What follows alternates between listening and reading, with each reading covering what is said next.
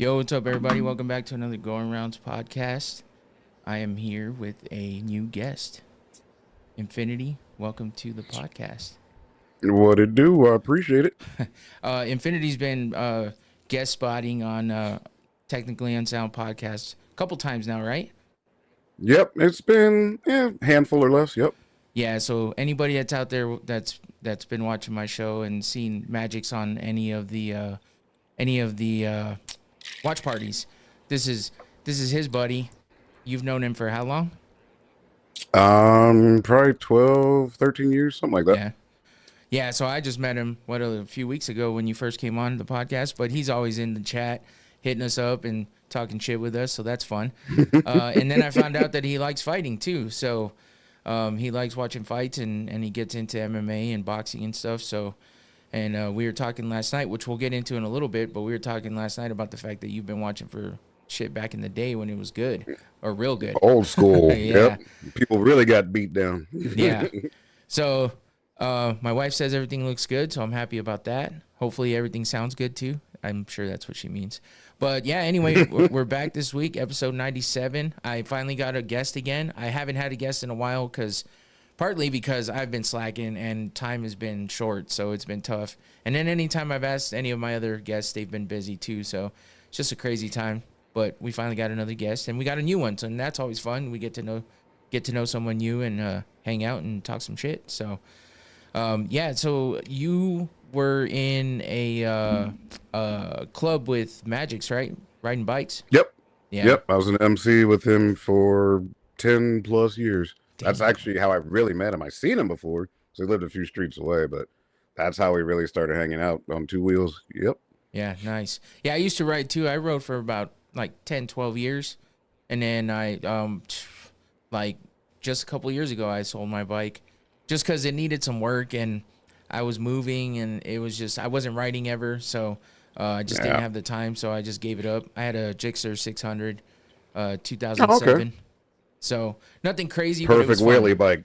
Yeah. Perfect Yeah, wheelie bike. it had the power commander and all kinds of little upgrades and stuff like that. Nothing crazy, but just all fun stuff. So it was nice. I had fun riding for the time that I did, and I plan on getting another bike at some point in time. It's just a matter I of was when. about to say, I bet you miss it.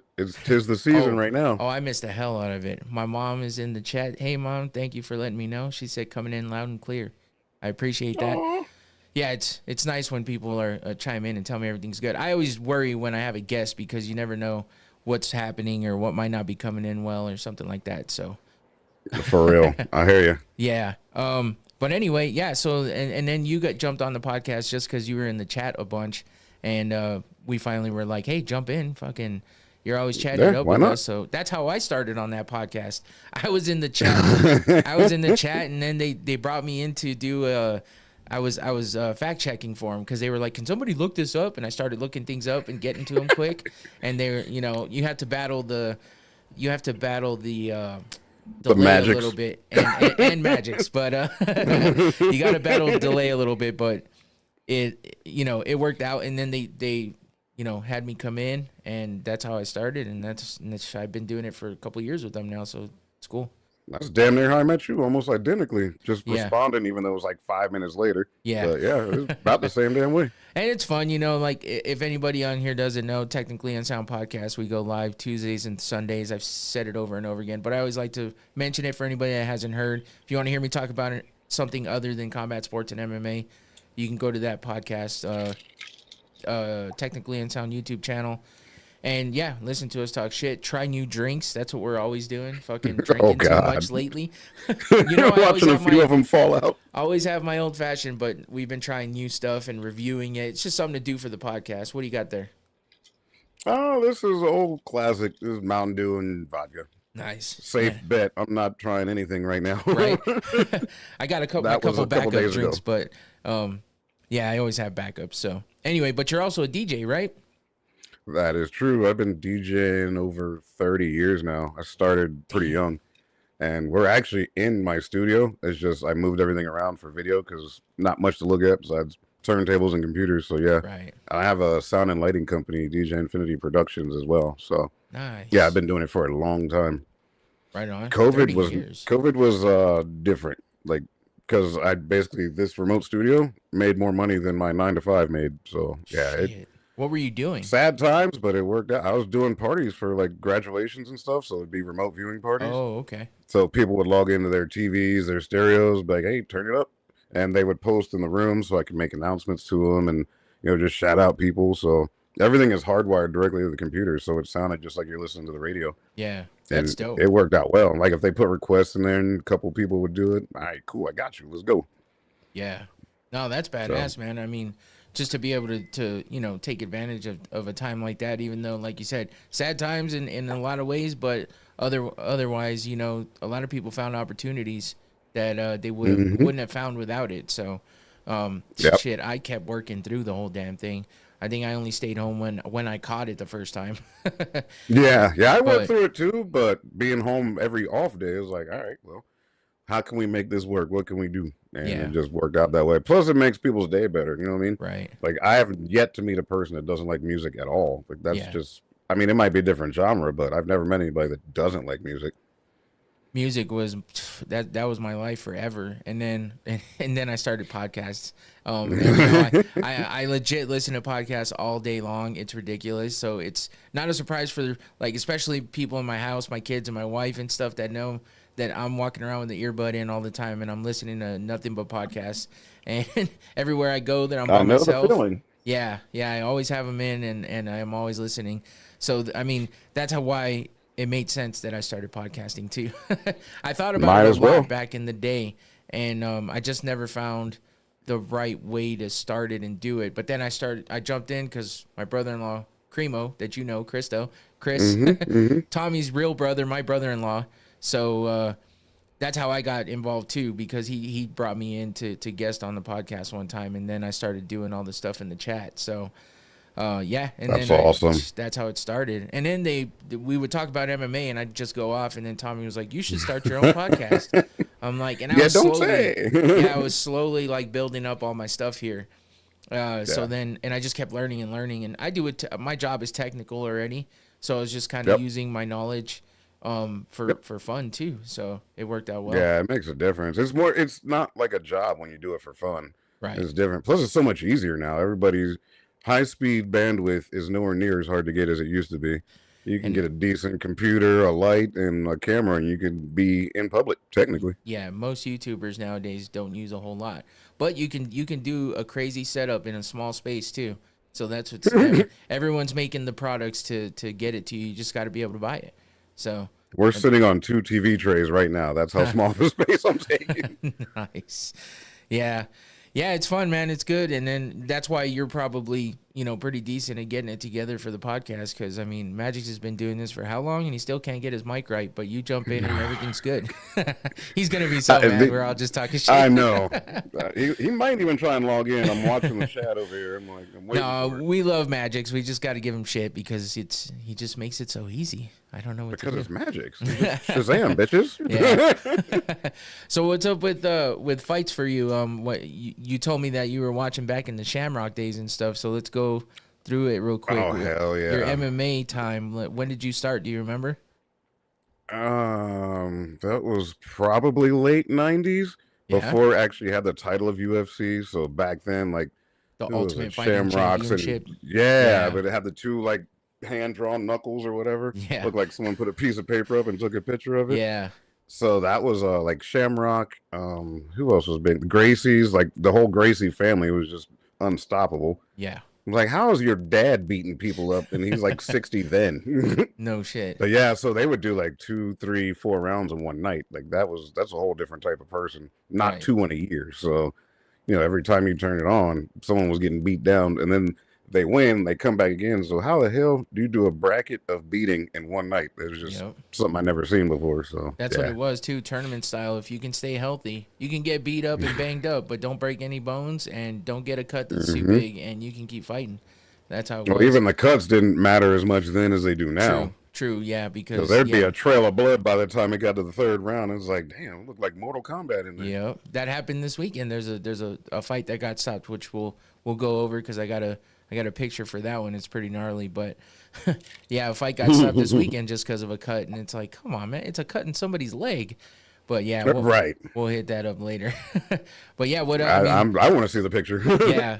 What else did you? I mean, did you have any favorite fighters back then, or was it just kind of you watched it I in didn't know passing? enough about it to know who was who. I mean, I liked Shamrock's style just because he walked in and he commanded attention. Yeah, I'm not even saying he was that great. Oh, there was Bas Rutten. I liked him too Boz Rutten was a because shit. Yeah, that dude, like his family, still his daughter whoops on people. Most people don't see that, but yeah, and I and like that he had a series with the how to defend yourself like in bars and stuff like that. yep. That was hilarious. He's like bang, bing, boom, and then you break him here. I was like, what the hell? Yeah, he's a character too, man. So he's fucking hilarious, and just his accent, Yep. listening to him talk.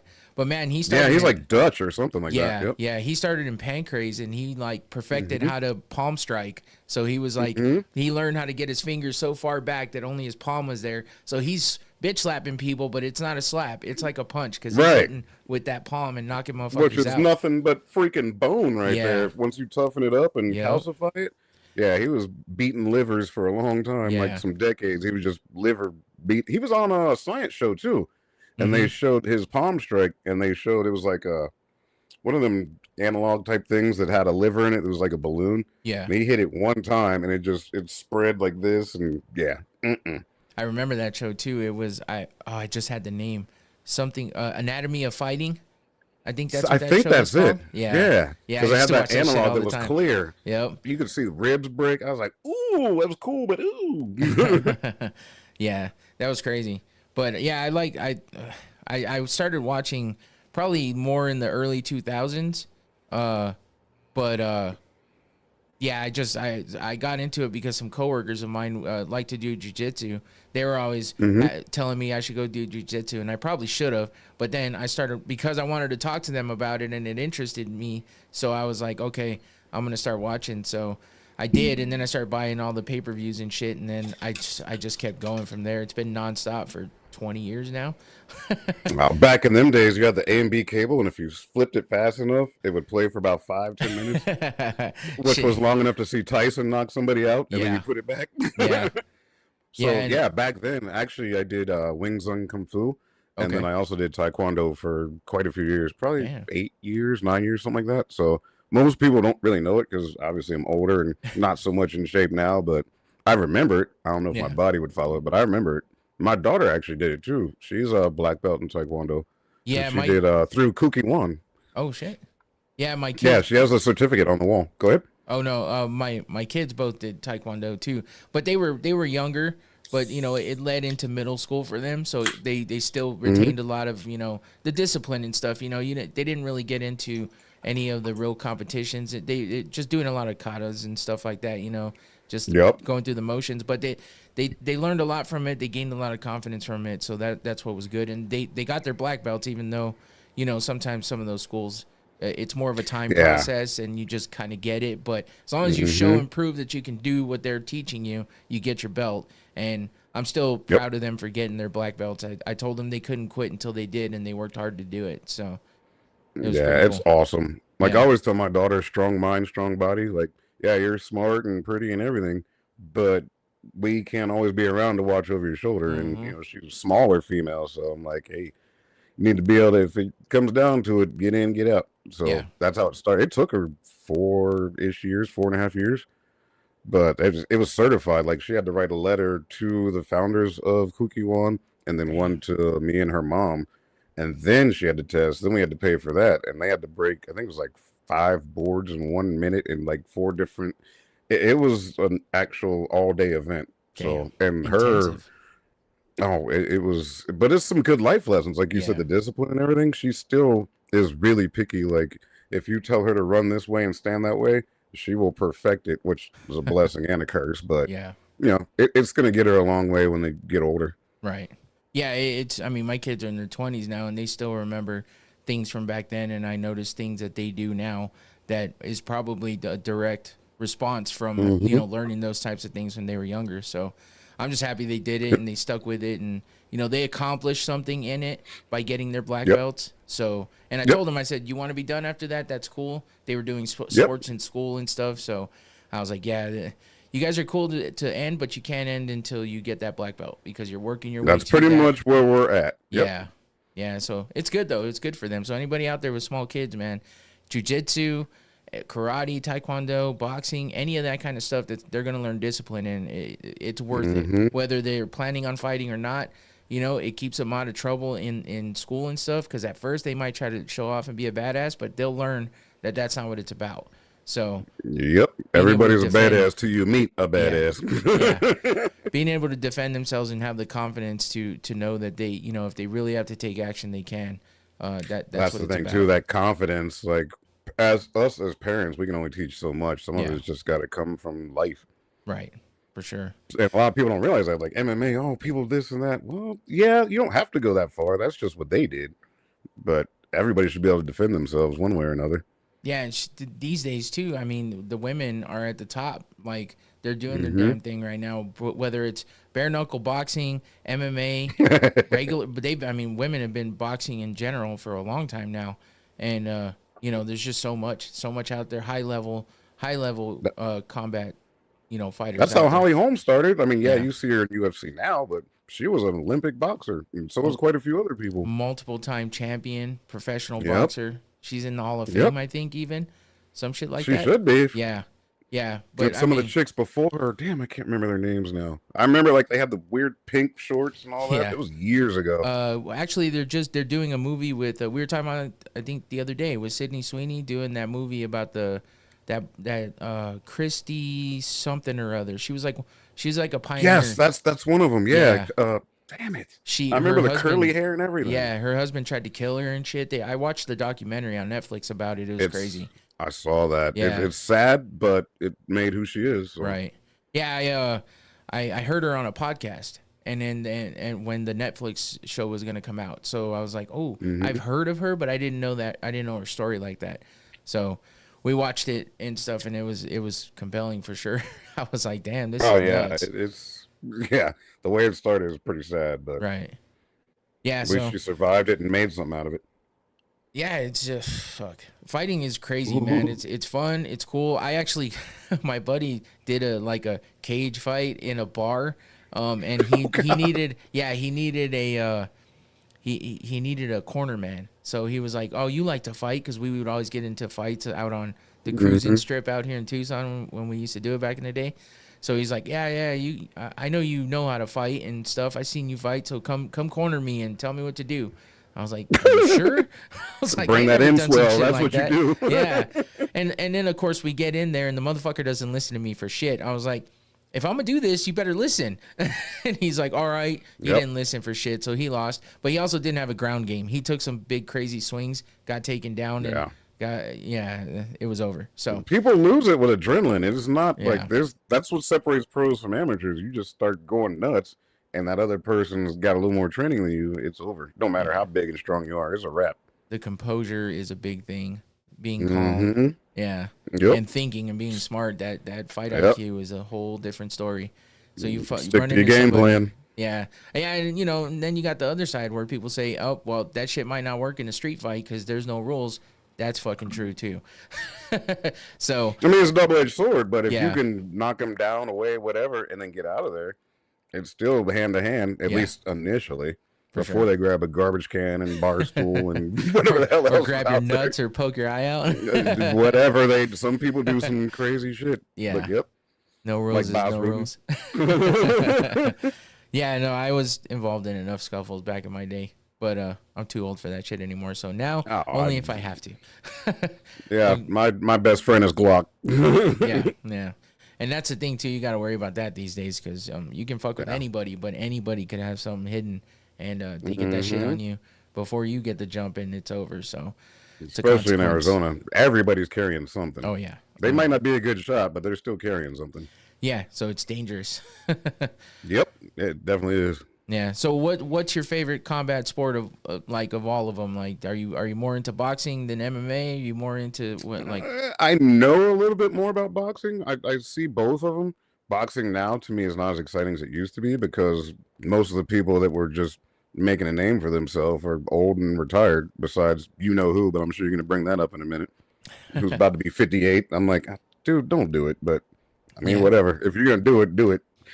Mike Tyson. But yeah, yep. That's the one. No, And that there's dumbass, no news this week about him, so we can talk in passing. nothing of substance, but Yeah. yeah. I did hear some stories about him going nuts recently because he's off of everything that he's usually on. So he's usually Yep. microdosing mushrooms, doing Yep. gummies and smoking weed and shit. So Yeah, it's got Dobson Ranch. Or Yeah. not Dobson Ranch, freaking Tyson Ranch. Tyson Ranch, yeah. Yeah, so he's off everything right now. So he's fucking irritable because he's trying to get himself back into that mind state. So And talking about no sex for like the next 6 months or something. And I was like, dude, Next thing- all right. next thing That's you why know, you he's bit talking about Holyfield's ear off. yeah. Next thing you know, he's talking about eating your babies and his back is Right. broken, spinal, I'm and ruthless. I'm ruthless. No one can defeat me. Nobody's like me. Cremo in the chat. What up, Cremo? We don't have. What's happening? I don't have the speaking one like Tommy does. That speaking thing had its own attitude. I don't know how It does. he put that chick on there. It's the voice. The voice always gives something different. It's funny. There was a couple of them. I'm like, did you piss off a robot? Like, what's going on here? It got AI taken over. That's just a taste of the Technically Unsound podcast. We do all kinds of crazy shit. So Oh, it's check ridiculous. it out. But it's fun. It is fun. Yeah, so Infinity's usually not available to do any of the podcasts because he's usually working at this time, but you just ruptured your Achilles tendon, correct? Yeah, that thing. But you don't realize how much you use it until you can't. That's one of So those if anybody, Yeah, that's one of those hidden things that does a lot for you, but you never know until you don't have it anymore. and it's all angles. It's not because I'm just a giant dude or anything. It's the angle. So if you push off like this, and all that pressure's right there, it's loud. I was pushed. It's so for what people don't know, your Achilles tendon. Most people probably do, but if you flex your foot, like point it down and look at the back between your heel and your calf, that sticking out, that's your Achilles tendon. That big, fat, thick one. Mm-hmm. And when it breaks, it's loud. So the person that was next to me, I was pushing this car, and that's when I did it. And he thought that I had tore the laces out of my shoe. I was like, that ain't it. Something's wrong, but that ain't, it was loud. I'll never forget it. Kind of. It was a lot like that. But it also felt like I got hit in the leg with a baseball bat. I'm like, something is definitely wrong. I've heard a few stories from fighters, and I mean the tip-top shape fighters, and they blow their Achilles as well, and it's like it's scary because you telling me that you're just pushing a car, I'm like, oh fuck. Like, Yeah, it was all the gets angle. me That's thinking, all it was. yeah. I'm like, I do a lot of crazy shit and don't ever think about that. So I didn't either, and I've done way worse than that. And Yeah. just helping someone out, and yeah, I'm like, ah! Like all my manhood left for about 5 minutes at that point.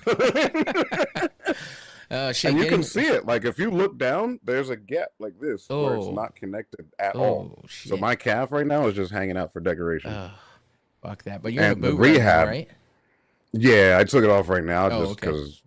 But yeah, I mean, if I held my leg up, you would see a dent just above my heel. That's where it's broke and literally separated. That's You great. can rub on it and feel it. It's no joke.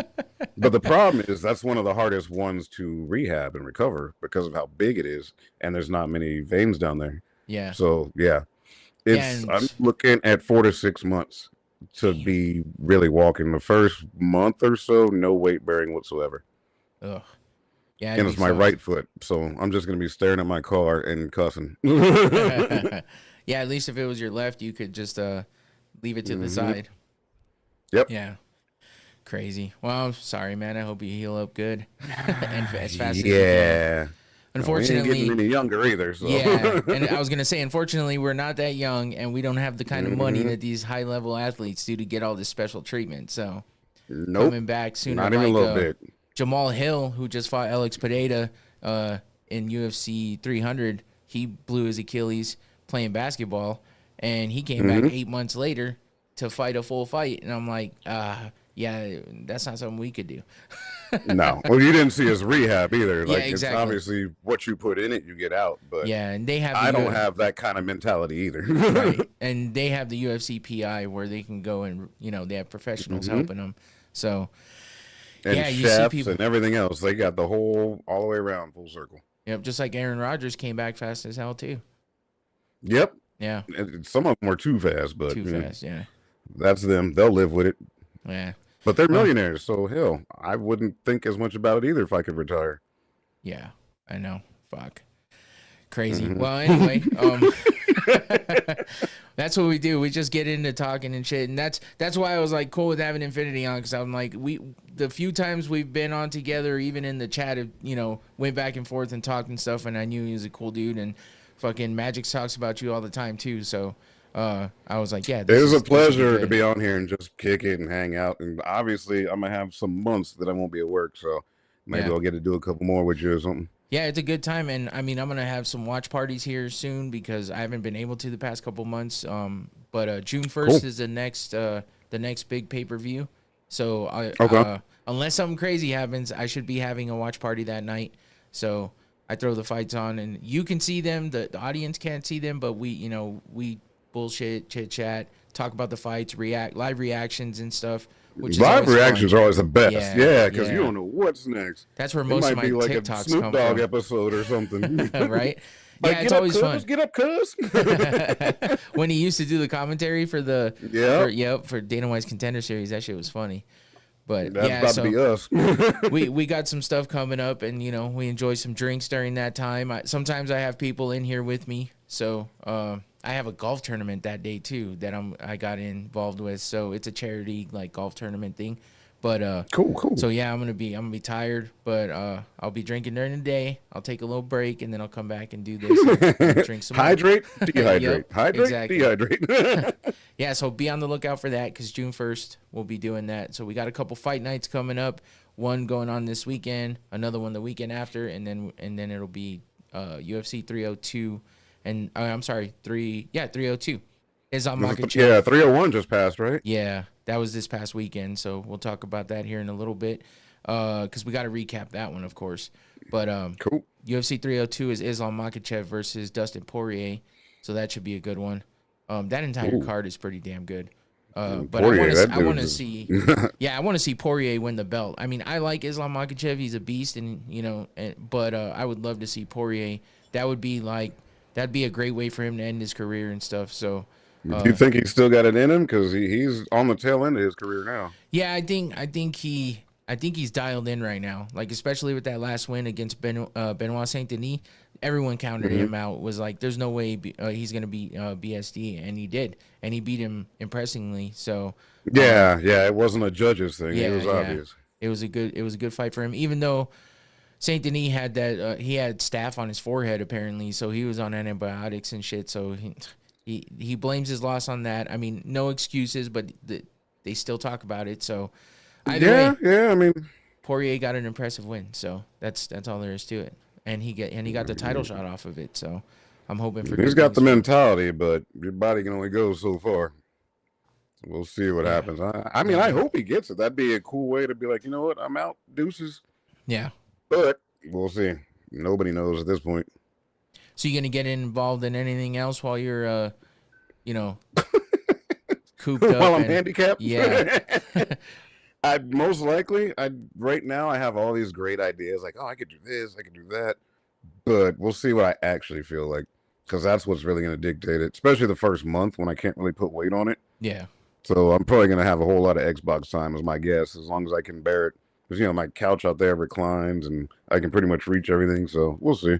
Yeah. Plus, it's about to be my whole daggone summer. So right. My little lady, my daughter, she's about to have to help me out a little bit. At least to start with. But yeah, outside of that, I don't know. We'll see how it goes. I'm sure we'll be on another one once my foot's all wrapped up. And yeah, we'll see. I'm not looking forward to this at all. And there's no way around it. Yeah. No, that's what sucks.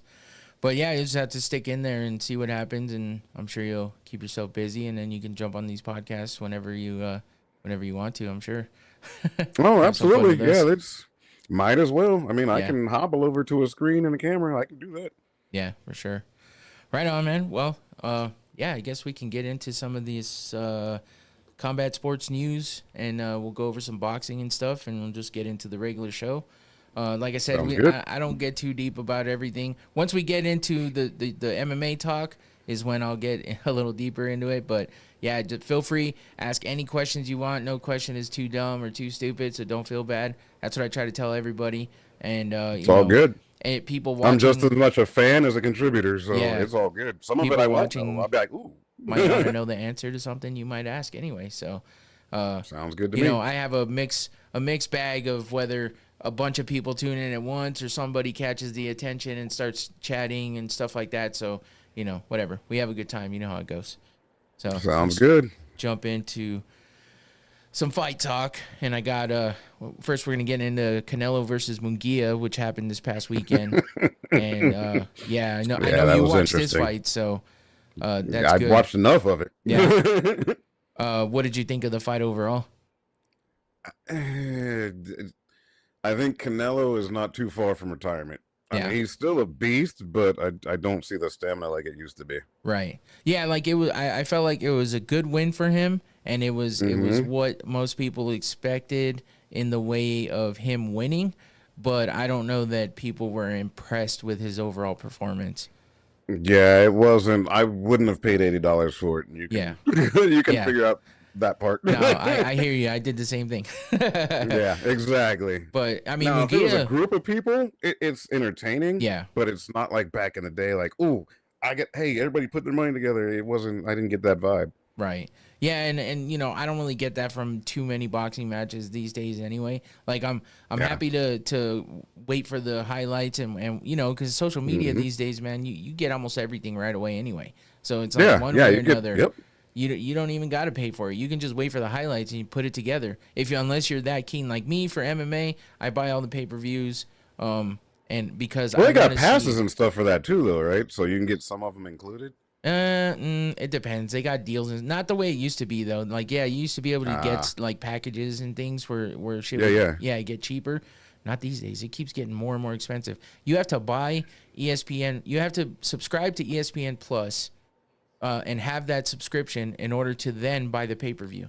So you got to pay that monthly. What the hell? Yeah, you got to pay that monthly subscription, and then on top of that, $80 a month for every pay-per-view. So nope. Yeah, it sucks. Hell no. Because, I mean, it was on Amazon. And you didn't even have to have a Prime membership. You could still watch it on Amazon for $80. Flat rate. The whole thing. Undercards, everything. Well, and more people have that than have ESPN. Right. Yeah, that's the way it used to be. But they've changed it, you know, the broadcasting deals and stuff. They're in the middle of a broadcasting deal right now. Because at the end of this year, their deal is up with ESPN and ESPN Plus. And, you know, a lot of people are thinking since Netflix is jumping into the live sports genre with who we talked about earlier, Mike Tyson and Jake Paul. That's going to be free if you have a Netflix account. You're going to be able to watch that without paying any extra money, and you're going to get to see that whole card when it's on July 20th. I was about to say it's Netflix. July, right? Yeah. I know what I'll be doing then. Exactly. And shit, maybe that night we have a watch party too, because fucking we'll all be able to watch it. So why not? Why not?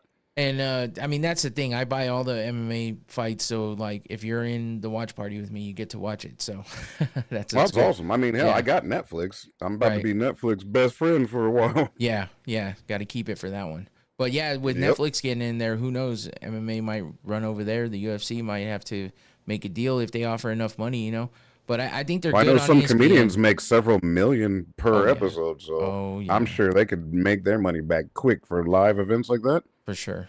Well, we'll see, because now they have WWE on there right now as far as any kind of, you know, sports entertainment that's live. And then they did that live roast of Tom Brady. Oh, Tom Brady. That was live as well. So they're doing a lot of live events. They're building up, and they're going to get to that, you know, that boxing match. And I think that's what they're hoping tips the scales and gets them over that hump. So we'll see how it goes. They got the bandwidth for it. I got the 4K package. Yeah, I'd love to see someone sweat just like, ooh, that looked like it hurt. Yeah, so I mean, this fight, it wasn't underwhelming. I wouldn't say that, but I would say that it didn't live up to the, you know, Canelo fights from back in the day. But Munguia is a bad motherfucker. I mean, he'd never even been dropped, and Canelo dropped him. Yeah, for a hot second, and he looked around like, "Oh no, you didn't," and he got up and I mean, Munguia caught him though. He did get his legs in, and that's where Canelo, that's where Canelo thought, people thought Canelo, you know, might be getting worked a little bit, but it sounded to me like most people didn't give Munguia very many rounds in the fight overall.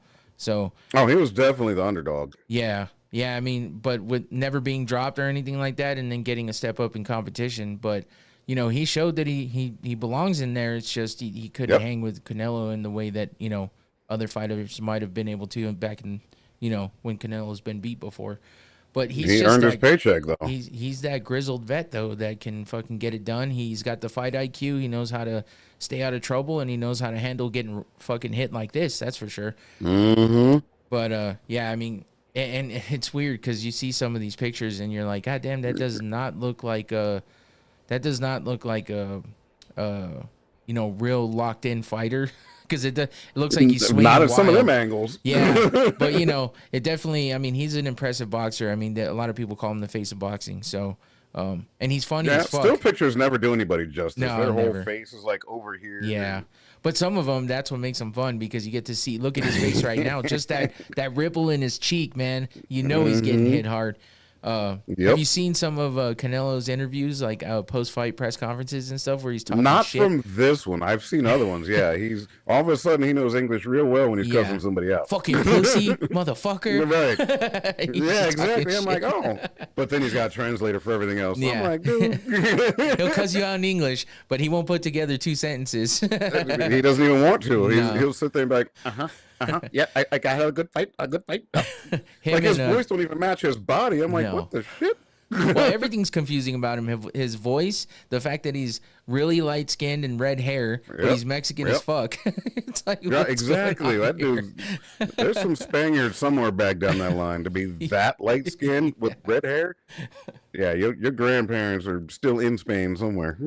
I was entertained with the pre-fight press conferences that happened leading up to this fight. Him and De La Hoya going at it. That shit was so funny. Oh, De La Hoya. Yeah. Dude, what?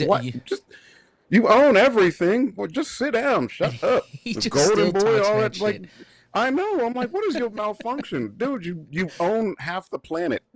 Sit back and collect a paycheck. Those pictures that got leaked of him back in the day, letting everybody know he's a freak. He still has shame. He's got to stand up and be a big man. It's too late now. Yeah. Like, so you get beat from the top and bottom. Oh, okay. That lingerie was a little too tight. It fucked with his head. Fucked up my head when I seen it. I was like, I couldn't get them 30 seconds back. Yeah. Canelo wanted to beat his ass, though. I think he wanted to put some of these punches on him. But well, I don't know. Don't bleed on me. Right? No, it was funny, but I mean, this fight was, I mean, it was good for what it was. That's the way I felt about it. And you know, there's not a whole lot more. With his nose in between his ears. Like, yeah, there's not a whole lot more to say about it except for Canelo fucking. I mean, it was a dominant win for what it was, just not for what we know of Canelo and some of his previous fights and stuff. Like you said, he's getting older. He's a little more comfortable in where he's at. He kind of knows he's the best, and that's when guys start slipping. You know, sometimes they just let it get to their head. And with the age, another loss or two, he's not gonna bounce back like he used to. Right, he's gonna meet that one guy. He's got his number too, and that's when things go downhill. Once you get that one big loss, you get knocked the fuck out, and things change a little bit. Yep. So. Oh yeah, when you're in the top of your game, you're a target. So. Yeah, but I mean, I got a couple more pictures here. That's a nasty picture right there. Look at that shit. I mean, that is hilarious. Yeah. Dude, I don't know how some of these, they gotta be on like just that burst mode on their cameras, man, catching all of these fucking pictures. Yeah, but some of these probably edited forever. I used to do GIFs and stuff, but I kept getting copyright strikes and shit because I don't know, they're just like everyone's that quick. Yeah, man. GIFs are short. GIFs, yeah. I mean, I'd let it roll a little bit so it would loop like a couple times, but still, we're talking like less than a minute tops. Yeah. I mean, we're that's talking, on the high end, Yeah, 5-second GIFs and shit that roll a couple times, and then I get flagged. I'm like, damn it. So I got tired of all that. So now I just do the still frame pictures because you can find a lot of good ones. Oh, yeah, there's plenty of them. Yeah. Rooters and all them, somehow they got pictures of everything. Yeah, and I mean, for me, it's like most of the time I'm on this show by myself, so I like to show visuals, just, you know, and plus it keeps the conversation going. You know, you see a good picture. Oh, absolutely. You if you watch the fight, you remember, you know, when that happened and stuff. So it definitely keeps it going, and it tells a story. There's definitely some reactions right there. Yeah. The last picture told a story. This one too, man, with the sweat going and shit. Like this. I believe this was when he knocked him down, and that was the follow through. Like that's crazy. And that's why they call it a slobber knocker. Look at old boy. Yep, that is the definition. Yeah, well, he got that knockdown, and that was the first time Munguia's gotten knocked down. And I mean, he looked out of it for a second. Yep. Yeah, but he recovered pretty quick. Oh, he looked as surprised as we were. Like, Yeah. oh, this is what we're That doing? just All right, happened? I'll be right back there. Yep. Like, oh, no. Yeah. Well, I mean, in the end, Canelo got the win. Oh shit! Oops, I skipped one. There it is. Yeah, just another angle of him going down. Another angle of him on one hand. Yeah. Yeah, I was Give me your tendon while you're over there, asshole. Yeah, right. I was just impressed by the knockdown, though. I mean, it was a good knockdown. It was quick. Yeah. Yeah, it was like a little slide to it. I was like, oh, all right. Yeah, but in the end, Canelo gets the win.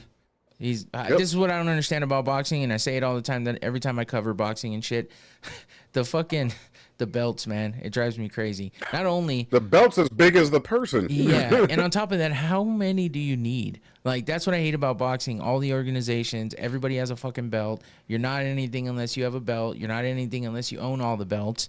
It's like, come on, man. Ask Roy Jones Jr. how many you need. He couldn't even carry all of his. When he walked in, he had him like hanging off both arms, looking like he was being sacrificed. His arms are fucking gassed before he even gets to the ring. Exactly.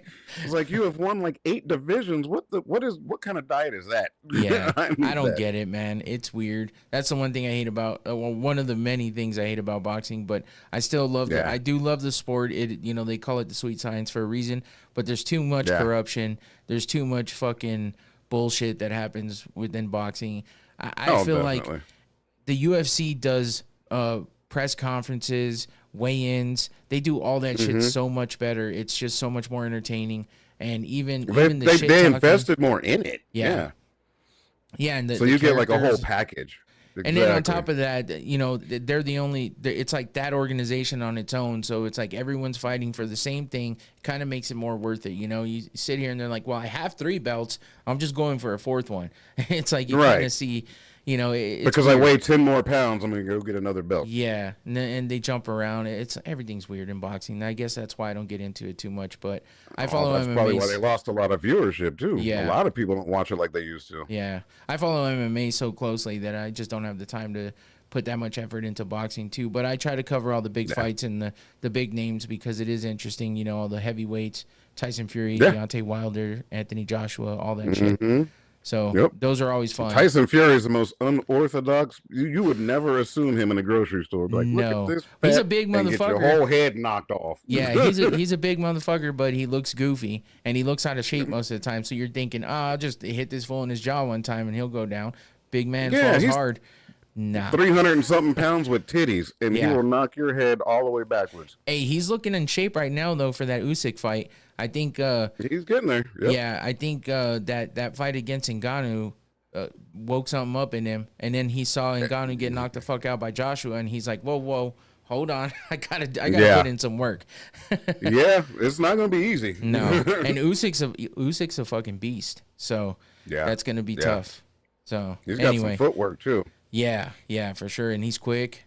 So all that put together, I mean, it's gonna be a good one. But yeah, I mean, we're gonna stay on the boxing tip for a minute because we're gonna head into some. Let me find my place here. Oh, Ryan Garcia. It's your show. I'm just hanging out watching. Ryan Garcia was tested positive for Ostarine, I think, and then some other PED. Whatever this is, nandrolone was the actual PED, like the fucking hardcore it's a one. Generic testosterone. Yeah, pretty much. But basically, they tested the B sample. They were waiting for it, and they finally got it back, and it proved that it was like the tiniest sliver of an amount in his system apparently, and it probably came through some supplement or some shit that he took. So it was obviously not done, on purpose, and that's what that proves. So Ryan Garcia, this says Ryan Garcia cleared a positive test for banned substance. Dan Rafael reports that Garcia has been cleared of his initially positive drug test for the 19 Noranda, whatever that says, metabolite, which derives from the banned substance nandrolone. So yeah, these fucking words, man. Just like anything with that lone in it usually is a synthetic. Yeah, and it could have. So he might have done it on purpose. The thing is, he just didn't get his timing right. Right. All of them dudes are on True. something. It just, True. but they're told ahead of time when they're going to get tested. Yeah. Boxing, MMA, at them levels, they're on a whole lot of something.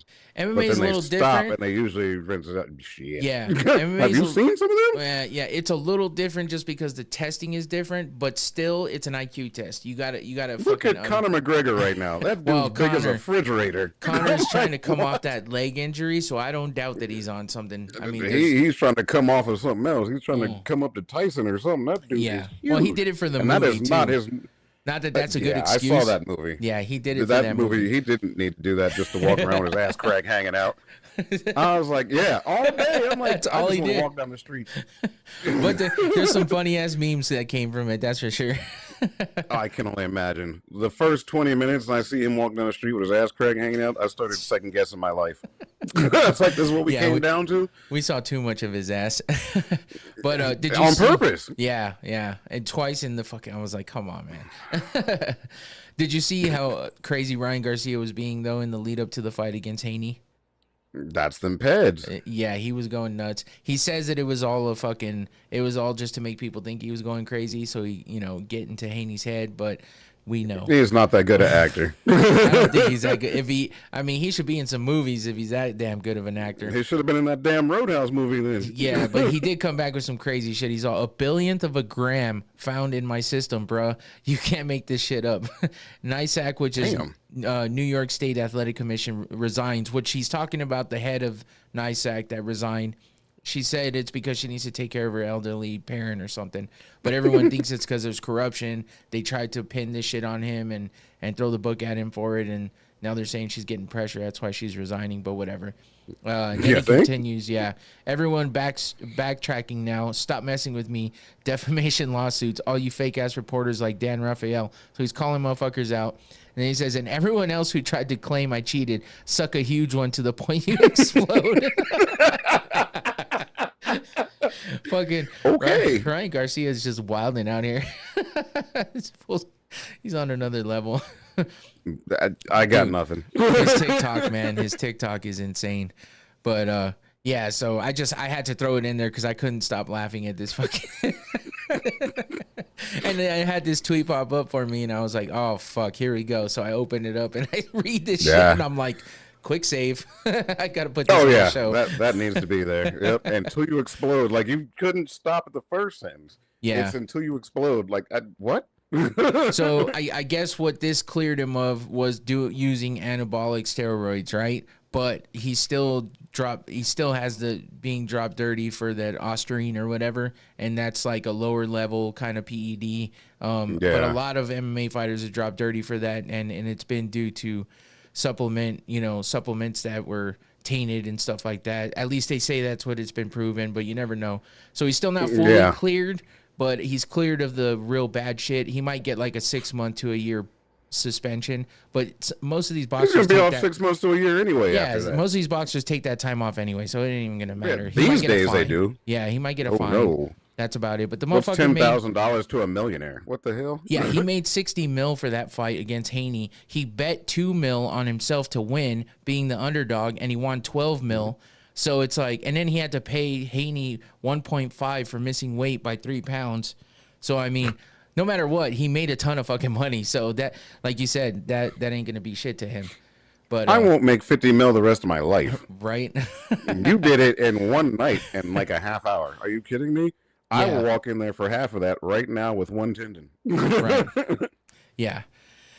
Yeah, so that's Ryan Garcia's crazy ass. Moving on to some other news. Jermell Charlo stripped of the WBC title because he hasn't defended in 1,054 days. This is boxing, man. Like, I get it. Yeah, strip his ass if he's not, if he's not fighting. But, like, why isn't he fighting? Are they not giving him fights? I haven't paid attention to him. I was about to ask that. Yeah, are they not giving him fights? Is he refusing fights? Like, what's happening here? And I'm sure if I dug a little deeper, I might find some more info. But on the surface level, this was just my reasoning for boxing being annoying. Because this, it's like, I don't know, man. Whatever. Jermell Charlo was all over the fucking place a few years ago, and now it's like you barely hear from him. I didn't even know I forgot about him. I didn't even know he was a champ. So that's yeah. It's like that's what I did when I saw this. I'm like, okay. Yeah, I'm just listening. I'm looking at this one like, who was that again? Yeah. Oh, all right. Yeah. I mean, the Charlo brothers, they were dope for a while, but they fell off a little bit and just doing dumb shit. So anyway. One more boxing. Lomachenko versus Kambosos is happening this weekend on Sunday. So that's a big boxing match happening on DAZN. So Lomachenko's a badass. Kambosos is good too. So, I mean, anything I've ever heard from both of them has always been good. Lomachenko I've heard about for a long time. And yeah, he's just been on top and one of the guys you hear about a lot with the great fights, and some of the way he talks too is hilarious. So anyway, it's a world title triple header. So I don't even know who else is on the card or whatever, but this is one of the big fights happening this weekend. So I always like to highlight it, even if it's oh damn, ain't that Mother's Day too? It is Mother's Day, yeah. I don't even know where it's happening. Okay. Oh, it's in Western Australia, so that's why. So it might actually be going on Saturday night here. So this is probably the poster for the Australian shit, because it's happening in Perth. They do that all the time. They do that with MMA too. Yeah, it'll be going on like early in the day on Sunday, but it's actually like prime time here in the States. So yeah, I've seen that a few times. And we got one more thing, but it's gonna lead us into the MMA stuff. So Nate Diaz versus Jorge Masvidal. It's been pushed back to July 6th. Yeah, that's the quintessential, stance for Nate Diaz. But he just looks like he left an In-N-Out burger. Like, that dude is so California. He definitely is. They pushed it back to July 6th in Anaheim, and I would assume that's because, like I said earlier, the next pay-per-view is a big one, UFC 302, and it's happening on it was supposed to be June 1st. Yeah, that's when this fight was supposed to happen. It was June 1st, and now they're moving it to July 6th.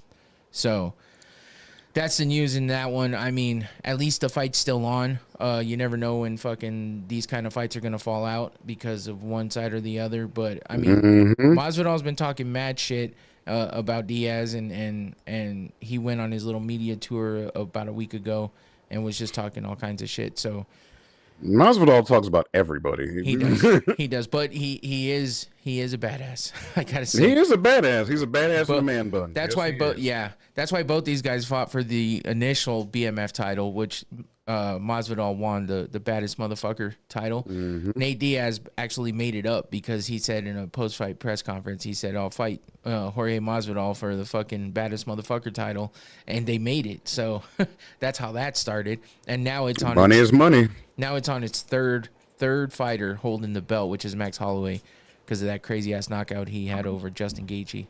So I don't know. We'll see how this. Yeah, I forgot about that. Yeah, we'll see how this goes, because I mean, Nate Diaz didn't look the best in that fight against Jake Paul, and Masvidal, we haven't actually seen him in a full-on boxing match. So that's what this is gonna be. And I guess we'll see. He's that backyard brawler, street fighter turned MMA fighter. Didn't have the best career in the UFC, but he had some crazy knockouts like the one of Ben Askren where he did that like 5-second fucking flying knee. Oh yeah. He got into the fight with the now champion in the welterweight division, Leon Edwards. He gave him that 3-piece in a soda when they were talking shit in the back, and he just walked up to him with his hands behind his back and clocked him 3 times. So yeah, that's Masvidal, and he fought in the Kimbo Slice's little backyard brawling shit that he did back in the day. I remember those. Yeah, that's when YouTube didn't have all them damn commercials. Yeah, so that's what's happening here. That's the news for that, and that'll lead us into our MMA portion of the fucking show finally. Sounds good. Damn. UFC 301. So this was a decent card. I wasn't that hyped for this card because I mean it's return to Rio for them. And, we have Jose Aldo coming out of retirement. He's the king of Rio. And fucking, I was thinking this is going to be crazy. But it was a little weird because, I guess there was a Madonna concert in Brazil. What? Yeah, and I guess there was like 1.5 million people in attendance at this concert. So this fight was not very popular. Like there was a lot of empty I seats. believe it. Yeah. Well, I So mean, it was a little Madonna's got to weird. be 60-something years old and still selling tickets. And you know those Which is motherfuckers in cool, hats Brazil. off, but Yeah, those motherfuckers in Brazil are about 10 to 15 years behind on everything pop yeah. culture. Yeah, Internet or especially like not. that. Pretty much. I Yeah, mean, she's so almost like a female Michael Jackson. So, yeah. yeah. Yeah, so I guess that's what led to the weird attendance levels and stuff that happened for this fight. But anyway, there were some good fights that happened during this. And I mean, the first thing, actually, let me look at the lower card so I can remember the prelim That fights. promoter should have been smacked for doing it in the same night. Like, you didn't know that was coming to your country? Yeah, I mean, while the UFC is usually pretty good at figuring out what's going to happen, but I think that they thought with Jose Aldo coming back, because he's always a big deal in Rio, especially, and then with the fact that it's just the UFC going to be there, they were probably like, Madonna, how is she going to fucking trump what we're doing? Pop. Yeah, Pop well, stands for popular. Yeah, That's yeah. how. Because you got kids, you got wives, you got whole families going to that. Not Yeah. just a couple dudes sitting in the backyard like, oh, I want to see someone get knocked out. Well, not tonight. Yeah. Well, it also didn't help that there was a lot of decisions on this card, and there wasn't too many like crazy big fights or big exciting fights. I mean, Ismael Bonfim got a unanimous decision win over Vince Pichel in the lightweight division. I was kind of going for Vince Pichel, but I knew that this was gonna be kind of how this went down because Bonfim is a fucking killer. So I heard of this one, but although it's been so long, I didn't Yeah. even try to watch it. Yeah. There was a nasty knockout of Jamie Malarkey. He got knocked out pretty bad against Mauricio Rufy, which that Rufy guy, I mean, that's a funny ass fucking last name, but I was just thinking that. he's a killer too, man. This dude is legit, and you should definitely be watching out for him. Drakkar Klose, who my buddy Clark, who's been on this show before, he used to train with him back in the day. He's like big on him, so that's why I'm always like looking out for him. Okay, cool. He beat Joaquim Silva by unanimous decision, so that was good. Let's see, who else? Anybody else? Oh, Karolina Kovacevic. She was a good contender back a few years back, but she kind of hasn't been up there that much lately. But she's a great fighter, pretty decent looking. But she lost by most of them are. Yeah, she lost by unanimous decision to Yasmin Lucindo. That's a tough fighter right there, so I'm not surprised. Yeah. And then we get to this, which we talked about earlier, that nasty. So this kick led to that nasty cut I was talking about, and here it is. Yeah. This is Oh, Jesus. yeah. Joe Anderson Brito versus Jack Shore. So that's Jack Shore with the bloody ass fucking shin. And apparently there's a nasty gash in his leg with a hole. And I guess the fucking doctor like put his finger in the hole and was like pushing. Why? Yeah, dude. I'm like, why? Why the fuck are we doing this? Like, I'm not So- easily grossed out, but what are you proving by that? You just, okay, yep, it's a hole. Yeah, I guess they wanted to see if the bone was sticking out because they didn't understand why it busted open like it did. So they thought he had a fracture and possibly a compound fracture, but he's standing weight bearing on that leg. There's no way he'd be doing that. So There's a difference. It was kind of shitty that they stopped the fight. Jack Shore was fucking pissed. So which I don't blame him. I mean, they've let worse shit go, but it's Brazil. I mean, I don't know, what do you expect? So Right. so yeah, Jack Shore gets a TKO loss on that one, unfortunately. But that brings us to the main card. Paul Craig versus Kyle Braulio. And this is, I was expecting a pretty good fight here because Paul Craig he's a beast, man. If he gets you to the ground, he's going to wrap your ass up and submit you. But Kyle Braulio, I mean, he's good on his feet too, but Kyle fucking is crazy on his feet. He's one of those guys that's just flashy, does crazy things while striking. And he winds up getting a second round KO win over Paul Craig with this punch to the chin, knocked him out. It's pretty good He's got fight. full extension on that, so yeah, there's some power behind it. Pretty good fight. I mean, there was only 5 fights on the main card, which is crazy. There's usually at least 6, and 2 of them are almost always like 5-round fights. But we had 5 fights on the main card, and only one of them was 5 rounds, which was the main event. That was a title fight. So, yeah. So that was this fight, and that just quickly, man. I mean, starting off with a KO, and then we get into. Oh, shit. I went one ahead, too. Oh, look at this nasty elbow here. These fucking pictures are so funny sometimes, especially when they have their eyes closed. That part. That's what I'm looking at. Like, Yeah. is he expecting a counter? What are But you doing? he landed that elbow. It was pretty nasty. And I mean, Paul Craig is a tough motherfucker, but Braulio just put it on him and ended him pretty quickly there. Second round, 2 minutes and 10 seconds in. But that leads us to this flashy shit. Look at this kick.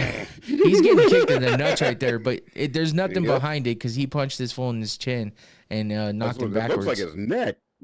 Yeah. Yeah, but that's Michel Pereira versus Ihor Pretoria. Pretoria is the one getting punched. And, this one ended fairly beat quick. The hair dye out of that dude. Yeah, 54 seconds into the first round, and Michel Pereira, who's in the yellow shorts there, doing some crazy shit. Yeah, he did this. He does this all the time. He does weird shit. He wastes so much energy just getting to the damn cage. He's dancing, he's jumping, he's flipping, he's doing crazy shit, and then he gets in the cage and does all that again in the cage. So he knocks him down with that punch you saw. Homeboy falls back, and then he's looking at him, standing over him, and then he just turns around and backflips on him.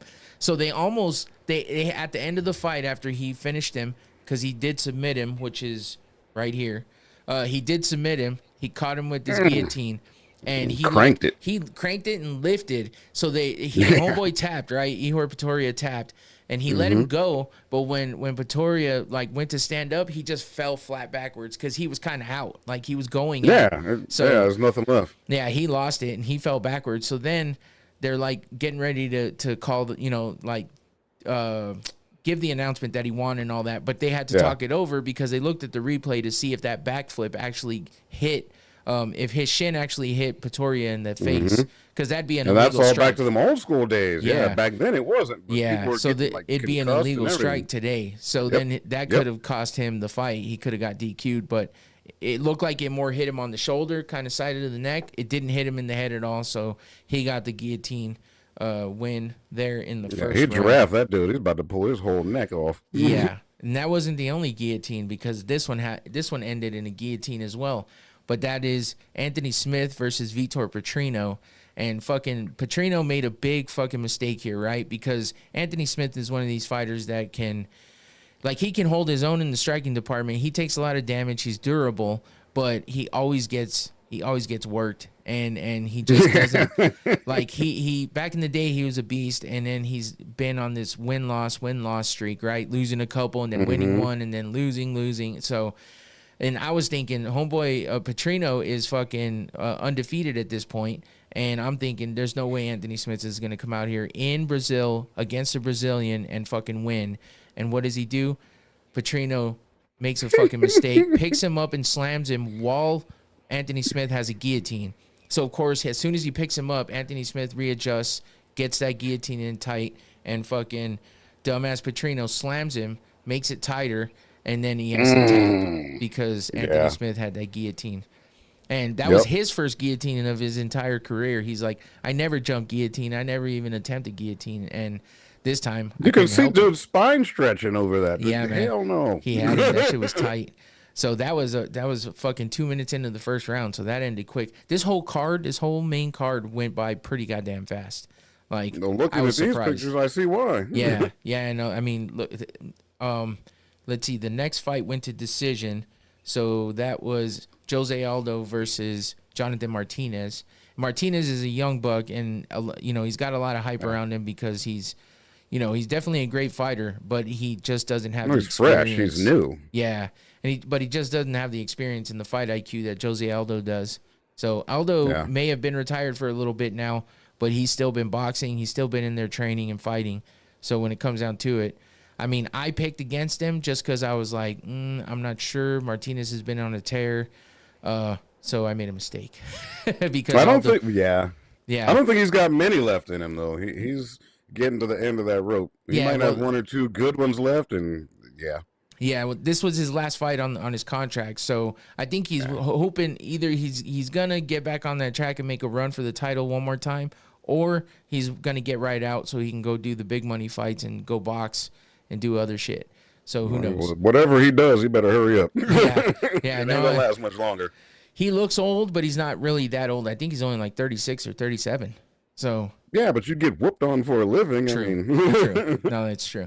But I mean, you think this young buck here would fucking do a little better against him, but he didn't. I mean, I don't even know that he won a yeah, round. you can't. It's hard to beat experience. Yeah, and Aldo's a fucking beast. He's a legend. He's in the Hall of Fame.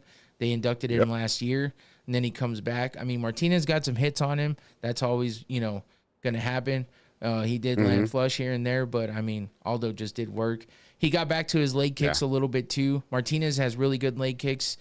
He's actually stopped his last fight. He stopped with a TKO by leg kicks, so that was something to look out for. But he didn't use them much here. Aldo took advantage of the clinch, got some good knees in there, and I mean, shit, yeah, that was nasty. That one's brutal right there. Yeah, Aldo's a beast, man. He fucking. Like, I remember him way back in the day watching WEC before those lighter weights were allowed in the UFC, before they had that division. Yep. Yeah, the WEC was dope. They had all the good fighters. The only thing about that one is his face. He looks like he was about to cry. I'm like, dude, oh, if that was the other side, that liver would be on the floor. Yeah, but that's a nasty fucking body shot right there. It's going to wear you out. Absolutely. Yeah, he's covering up, but Aldo got in there. Yeah, right up under there. Them floating ribs is a wrap. Yeah. Yeah, so in the end, unanimous decision win for Jose Aldo. And then we get to the main event, which was a title fight for the flyweight championship, Alexandre Pantoja versus Steve Erceg. And listen, I bet against Pantoja here too. I didn't bet, but I did pick against him. I was like, how much money did you lose that night? No. That's why I don't bet on regular, well, usually I bet on pay-per-views, but I didn't on this one because I wasn't going to be watching live and I wasn't going to do a watch party. So I was like, fuck it. Gotcha. But I still make my picks usually. Like tonight, I didn't make any picks, but because I was like, I'd rather just talk to you instead of worrying about making the picks. It's something I do during my, solo show, just for some extra stuff at the end. But I did pick against Pantoja because I was like, well, Erceg has only had 3 fights in the UFC. He's looked damn good in all of them, and there's been this good track record of these guys coming in, having really great couple of fights, 3 fights, and then winning the championship right after. So I was betting on that. And Erceg did a damn good job. I mean, he fucking went toe-to-toe with Pantoja, which Pantoja gets hit a lot, takes a lot of damage, but he's good at taking the damage. So you can do that when you're young. Yeah. Yeah. And, I mean, that's how he won the belt, too. He got into a war with Brandon Moreno and wound up coming out on top. But, yeah, in this one, fucking Erceg just made a mistake, really, at some point in the 5th round. It was like 2-2, really, going into the 5th round. So, he put in the work. That's a nasty picture right there, yeah. As you can see, he made Pantoja bloody, but Pantoja gets bloody almost every fucking fight anyway. Somebody opens him up no matter what. But that's that foot's about to open him up this time. About to open his giblets up. Yeah, but this is where Erceg fucked up. This is where the fight took a turn for the worse on his part, because he tried this takedown, which, as you can see already, Pantoja's posting up with the hands. So, and yeah, that's where it turned for him. Pantoja did his work throughout the fight too. Landing and trading with Erceg. That's a nasty chin shot right there. Yep, they earned that money. Yeah, there's a good one there with that blood dripping from his mouth. Yep, another slobber knocker. But this is where Pantoja took that takedown and turned it around on Erceg. So this was like, I think, middle to late of the 5th round, and that's pretty much where it took a turn, and Pantoja took advantage. He swept him, got on top of him, and basically won that last round. It was tied up 2-2, everyone agreed, and I think even the judges' scorecards showed that. And Pantoja, with this reversal and getting on top and finishing off there, that's what won him the fight. So he retained the belt. Pantoja stays the flyweight champion, and Erceg will be back, though. I know he will. He looks like a goofy dude, and he looks like Steve Carell, kind of. But he's a damn good fighter, and I think he'll be back in contention soon and back up there fighting for the title again. So they still got some life left in their careers. Yeah. What's that? Were you able to catch like a decent amount of this card at all, or? I saw highlights, but I didn't see the in between. And I don't know them very well, so it's hard to put 2 and 2 together. Yeah, so I was at my daughter's birthday was yesterday, but we celebrated over the weekend. So we went bowling on Saturday night. So I was kind of watching in and out. Like we went to Buffalo Wild Wings for dinner because that's what she wanted to go do. So they actually had the fights on there. So I watched the first half of the card there, and I watched the rest on my phone. We went bowling afterwards. So I was in and out. But yeah, basically I got the gist of everything because it was a quick main card. So yeah, that does it for UFC 301. We'll move on to this week's. Oh shit! I just pushed the wrong button. We'll move on to this week's fight card.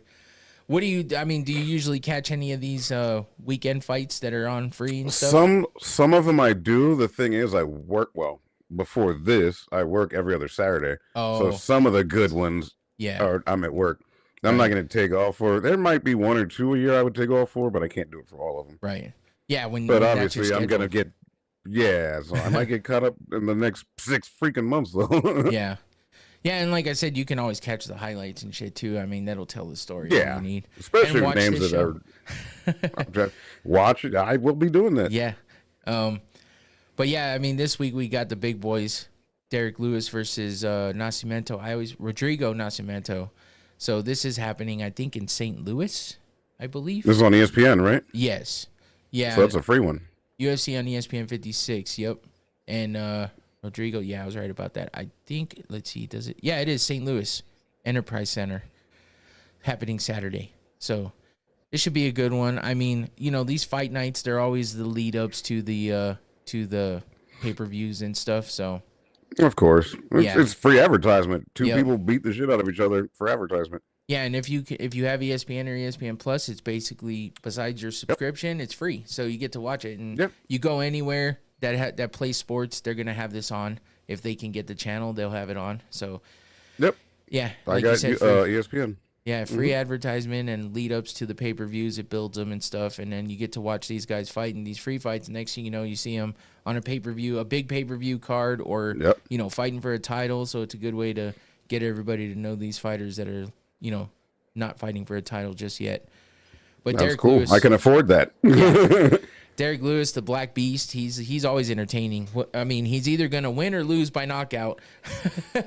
But, you know. Well, that's some odds. But it's always entertaining. It's always fun. And if he wins, he does crazy shit. His post-fight press conferences or post-fight press interview. I mean, post-fight interviews. I can't even talk.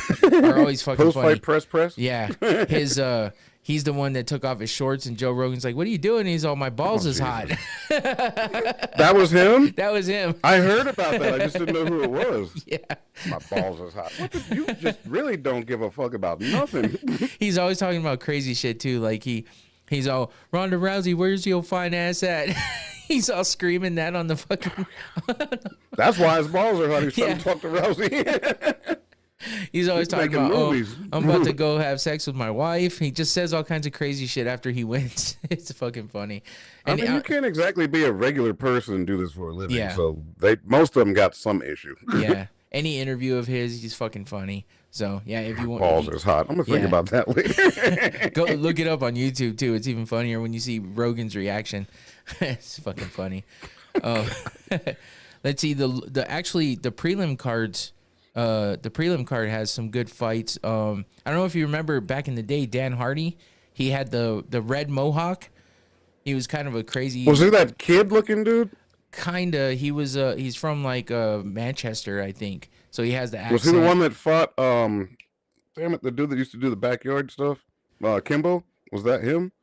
No. Dan Hardy. So the only way I can think to describe him is he had the red mohawk all the time. He was kind of a lighter weight fighter. I think he might have been an actual lightweight fighter.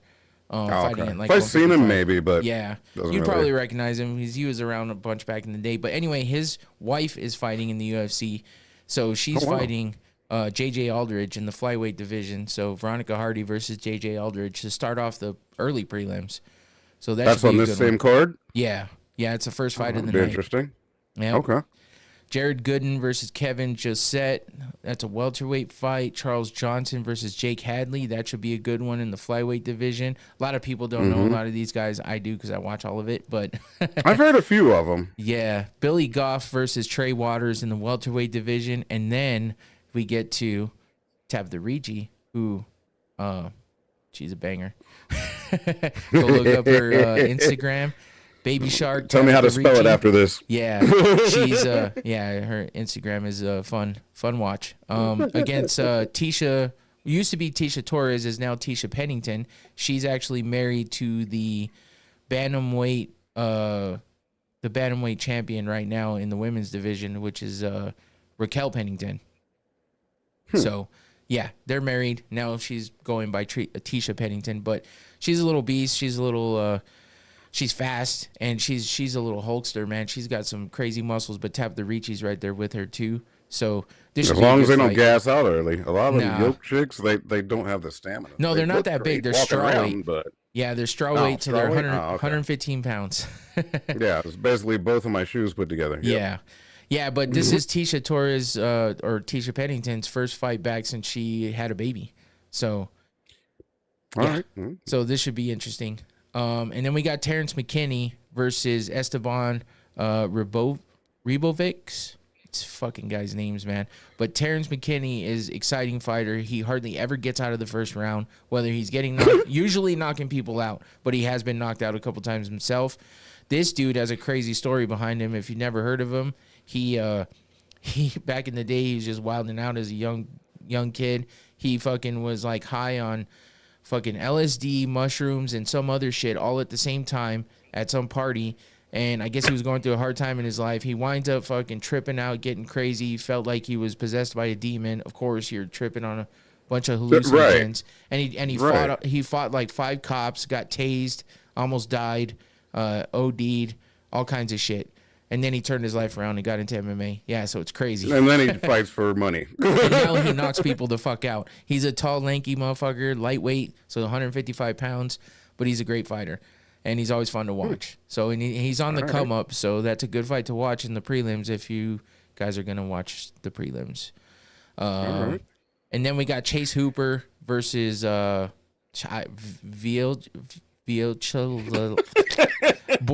I can say his last name. That's a real Russian name, and it's fucking tough. So anyway, Chase Hooper is a good fucking grappler and submission guy, so that should be a good one in the lightweight division. And then we get to the main card, which we'll get through this one quick because not a whole lot going on here, but Waldo Cortez Acosta versus Robles Despeigne. That Despeigne dude is a fucking monster. Like this I've never seen him. Look up some of his highlights. Holy shit. I don't know if you remember Kevin Randleman. He looked like this dude with the fucking hair. He fought in a fight in Pride where he had his hair bleached like this, and then it turned red because of all the blood. All the blood, yeah. So R.I.P. Kevin Randleman. He did pass away, but he was a fucking monster, man. He was one of the scariest dudes in there. He was yoked. Like this guy looks like a tiny guy compared to him. So, but he's got that same vibe. So Cortez Acosta is a pretty good all around fighter. I mean, it's pretty similar in ages. 4-1 in MMA for Acosta, 1-0 for Despeigne. Oh, that's actually his UFC record. I got those backwards. Yeah, I was like, his record is that ain't a good record. No. I mixed them up there.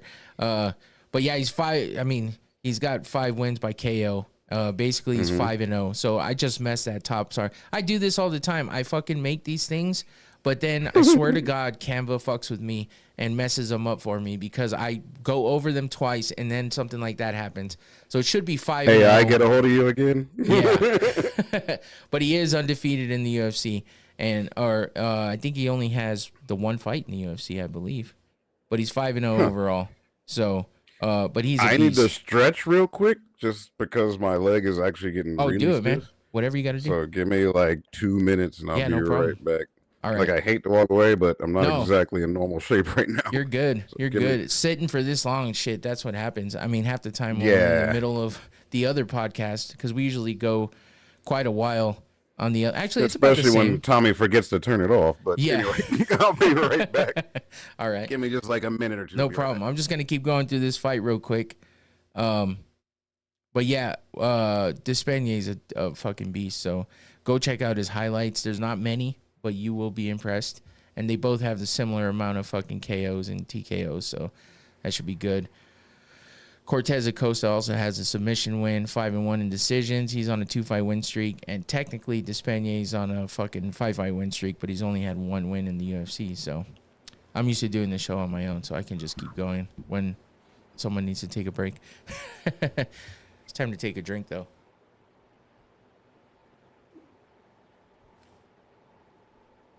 Infinity's probably like, well, you're kind of losing me here because this is when I get deep involved in all the shit. But it's good to have a co-host every once in a while because, you know, have a guest, because then I'm not just talking to myself the whole fucking time. But I'm used to it by now, as you all know if you're still watching this show or if you've seen it before. Because this is what I do.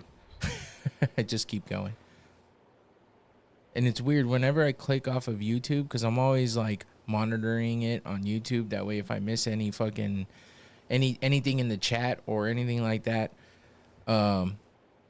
I can see it here. And anytime I click away from the page, it doesn't catch up. So I look back on the YouTube channel that I'm monitoring on this one, and then I click back and I'm like, why is it way back there? And I realize it's not live because it pauses every time. It's annoying.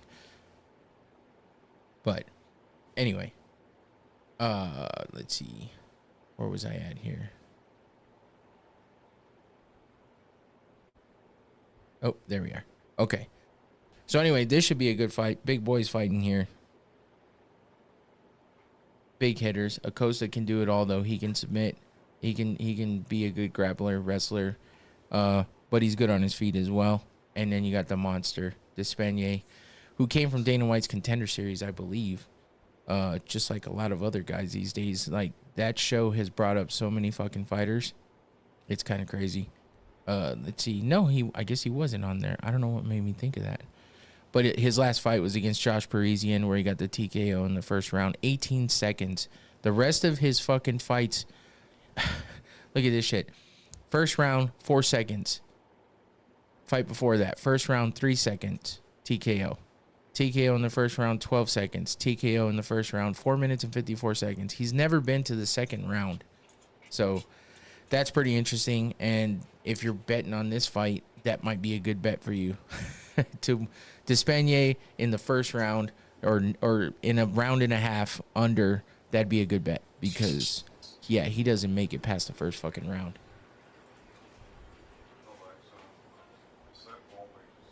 Let's see. Let's see. I'm like, I don't want to move too far ahead. We'll move on to the next fight and wait for Infinity to come back. But hopefully everybody's enjoying having Infinity on. Sounds like he's going to be laid up in bed for a while, so maybe he'll jump on a couple more times. And definitely on some watch parties, because that's going to be coming up soon. So be on the lookout for that. June 1st is the next pay-per-view. I always like to remind everybody. I got to remind myself, too. I'm over here just talking. No, I heard you. Oh, okay. I got my wireless cans on. Oh, I heard yeah, all of that's it. right, I was yeah. laughing going down the hallway. I was like, oh, no, you're not losing me. It's actually fun. I like it. And, yeah, I will definitely be back for some more. Like I said, once again, I do appreciate it. It's awesome. It's something different I've never really done before. Get to work with different people. I met you through this thing, actually. Yeah. So I've heard your name, but now I actually somewhat know you. Yeah, So it's kind of I love it. kind of cool to connect with people like this, and we're not doing anything fucking weird. We're just talking and having a good time. And I mean, everybody has podcasts now, so it's just a good way to connect with people and fucking get to know people differently. And once I'm healed, actually, I'm gonna try and make it down there because you're not that far from me. yeah, that'd be cool. You can sit in the studio here. I You've seen my studio, so I can have like 3 people in here, so it's good. It's good. I got the mics for it. I got the room for it. So we've done it a few times with 3 people in here. So yeah, looks like you got the beverages for it. Definitely. You're like, I'm just gonna take a drink. I heard him. I was like, oh yeah. Yeah, I appreciate it though. I really do. No, it's cool, man. I'm glad you're here, and it's good to have met you and be able to do this. It's always better when you find cool people that you can connect with, especially when they like fights. And then that's how I connect with people a lot. Hey, some of all of it. I mean, fights, yeah, technical, yeah, whatever. Let's go. Yeah, I'm about to have nothing but time, so might as well make the best out of it. Yeah, take advantage. So yeah, that I don't know if you heard me. I'm sure you heard me talking about that dude's never been out of the first fucking round. That guy I was talking about. Holy shit! I kind of forgot about that. His 5 fights never been out of the first round. Like 2-3 second fucking TKOs and KOs. It's nuts. So that should be a good one to start off the main card. Little Junior Tyson. Yeah. But then we got Alex Caceres versus Sean Woodson. I don't know if you ever heard of Caceres. He's been around for a long time. He calls himself Bruce Leroy. Oh, God. Yeah, he used to come out wearing the fucking yellow jumpsuit and everything. It was pretty funny. No, I remember that. Yeah. I mean, this was, I don't know, this was probably like 8 years ago or something like that, when the UFC was still letting them like wear their own shit and kind of dress up and do whatever they want. Before the sponsors took over. Yeah. Yeah, sponsored by Adidas. Right. Vitamin water. Yeah. Yeah, so I mean, look, he's got like, 35 fights total. So, but he's 16-12 in the UFC. Not a great record, but he's an exciting fighter and he's entertaining. So I've always liked him. Looking at that hair is entertaining. Yeah. So. Yeah. That shit though, it sucks when he's getting hit because it makes it look like he's getting hit harder than he is. Oof. Yeah. Yeah. Slow motion. He's only 35 with 30. He's got to fight for every year in his age. It's pretty funny. But he's fighting Sean Woodson. This dude looks funky. Like, I don't know what it is. Something about him looks weird. That tattoo looks like on he his just stomach. got out yesterday. Yeah, that tattoo on his stomach is fucking, I don't know. What is that? I don't even know. It looks like a new. city with the Virgin Mary on top. Something. Oh, it looks very new. I don't know. Born something. Born. I haven't seen. Probably. No, I think he's actually. Let me see. Let me see what fucking. Oh, he is. Oh, he's from St. Louis. Born ready. Missouri? So that's what it is. Yep, that's what it is. It's the skyline and the arches from the St. Louis shit, whatever that is. Sorry, a friend of mine's watching, and she just texted me, said, "Who's the master?" Sure enough, I'm glad I didn't have a drink in my mouth at that time. That's what I think of every time I think of Bruce Leroy. That shit's funny. Oh, if I had that on a sample right now, sure enough. I need to get that. Actually, that's a good one. We can use that for everything. Yeah. Yeah, so, I mean, this should be a decent fight. I mean, they're lighter weight guys. Caceres is one of those dudes that just kind of karate style. You know, a lot of kicks, pretty fucking flexible, so he's all over the place and he's fast. And Woodson is... Should be fast. Them dudes are little. Yeah. He's got three KOs, TKOs, 1-1 in submissions, 7-0 in decision. So shit, if this goes to decision, that's leaning towards Woodson because he's got that record. It definitely ain't show enough. Yeah, no, he's got a salty ass record, man. It kind of sucks, but like I said, he's a pretty entertaining fighter. That's a nasty picture right there. Yeah, that's Chase Hooper that I was talking about earlier. Looks like a fucking zombie. But how's his mouth going one way and the arms going another? I don't know. What happened here? Talk about punching through and having recoil. Right. Like all his jowls went down the street somewhere. Yeah. He looks like it looks like a dummy, like a test dummy. It's like crash test dummy. Yeah. There's Woodson with the nice. Oh God, that's just as bad. Yeah. Yeah, so I always try to find see his whole quad. What the fuck? Yeah, I always try to find some good pictures to try to fucking just put out there, just to showcase what they can do. You know, as I talk about them. What's working? Yeah. And they look like regular people. Yeah, okay, fuck with them if you want to. Right. Look at this fool's hair. Diego Fajeda versus Mateusz Rebecki. Fucking, I don't know how to say. What country is he from? That's what I'm about to find out because I have to know. That's when I get these difficult names to say. I'm always like, where the fuck is he from? Because he's tough. From Can't Stand to Stand. Can't say my name is Stan. Fucking Melania's hidden lover. He's Polish, so that makes sense. Polish, huh? Yeah. Yeah, so I mean, I don't know either one of these guys. Long ass record though. Yeah. Yeah, 19-1. So he's 3-0 in the UFC. He's coming off a Dana White's Contender Series, which we were talking about earlier. In the beginning of that show was when Snoop Dogg and Uriah Faber were doing like the side commentary, which is hilarious. They had to get Snoop Dogg off of there because he's like, "Come on, man, quit being a bitch. You're a pussy." He's just talking shit. What do you think this is gonna be like if I get back on here with you? No, that's okay. We're supposed to do that. He was employed by the UFC to do that shit. He was pissing off fighters. I do it anyway. It's just other people could be able to hear it this time. Yeah. he was pissing off people left and right, so they had to get rid of him. They're like, okay, we're done with this. I think shit, that sounds like a them problem. Yeah. It was funny though, and it was fucking entertaining. Like Snoop Dogg is hilarious. More people would watch it if it was shit like that. Even if they don't know who's who. You see someone get smacked across the face and he's over here like, come on, cuz, put your face back together, cuz. Yeah. I'd watch it just for the comedy part. Like, ooh, that did look like it hurt, huh? Yeah, like some more popcorn. If you watch some of these fight companions, like Joe Rogan started kind of the fight companion thing, right? So when you listen to him and his buddies talking about the fights while they're drinking and smoking and shit, that's what the entertaining shit, which is why I like doing the watch party, because even if we don't have a ton of viewers, I always tend to get more during the watch party, probably because people think they're going to actually get to see the fights, but either way. Once they're on there, they're on there. Yeah, it still brings people in, and it's just fun to just bullshit and talk and have a good time while watching the fights. I can't wait. That sounds just like a good time. Yeah, June 1st, we'll have to do it for sure. But yeah, awesome. So I don't know these two guys that well, surprisingly, because I'm usually... Dude's got a crooked frohawk. Dude's got a landing strip. Where the fuck? What? You know what's funny about this? The top of your head looks like something else that's got lips. What's funny about this guy is he actually had like shorter hair for the longest time, and then all of a sudden his picture pops up like this, and I'm like, I can't even find any pictures. This is what he looked like before. I can't even find any pictures with him with that hair. So they took newer pictures of him. That's the way he's gonna come out looking with that crazy hair, coming up here on Saturday when he fights against Mateusz Rebecki. I believe that's how you say it.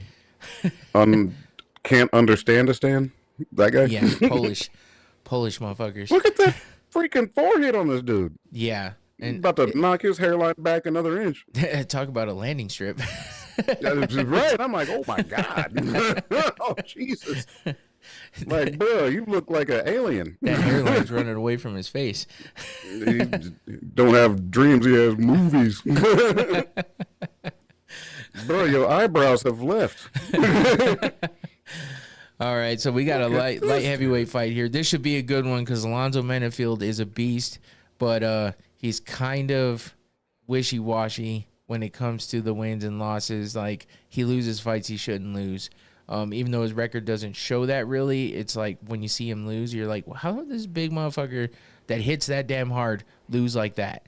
And Carlos Oberg is a fucking stud. I mean, literally and figuratively, because, I mean, look at the dude. Yeah, he looks like he just left a fucking Forever 21 a minute ago. Right? He was at Abercrombie and Fitch for his day job, and he's going to fight at night. Just standing in the mirror, look at me. He's a badass, though. I fucking bet like a dumbass, I bet against him twice in his past two fights, and he fucking won. I'm like, son of a bitch. So whoever you bet against the next time I talk to you, that's what I'm saying, man. I have a friend of mine that from high school that hits me up all the time for bets, and I feel bad because I'm like, listen, man, I'm not good. I put too much thought in it. I have favorites that I don't even realize are favorites. It's just because I know this, that, and the other thing about them. I know too much. That's what it is. I know there's such a thing as knowing too much when it comes to betting.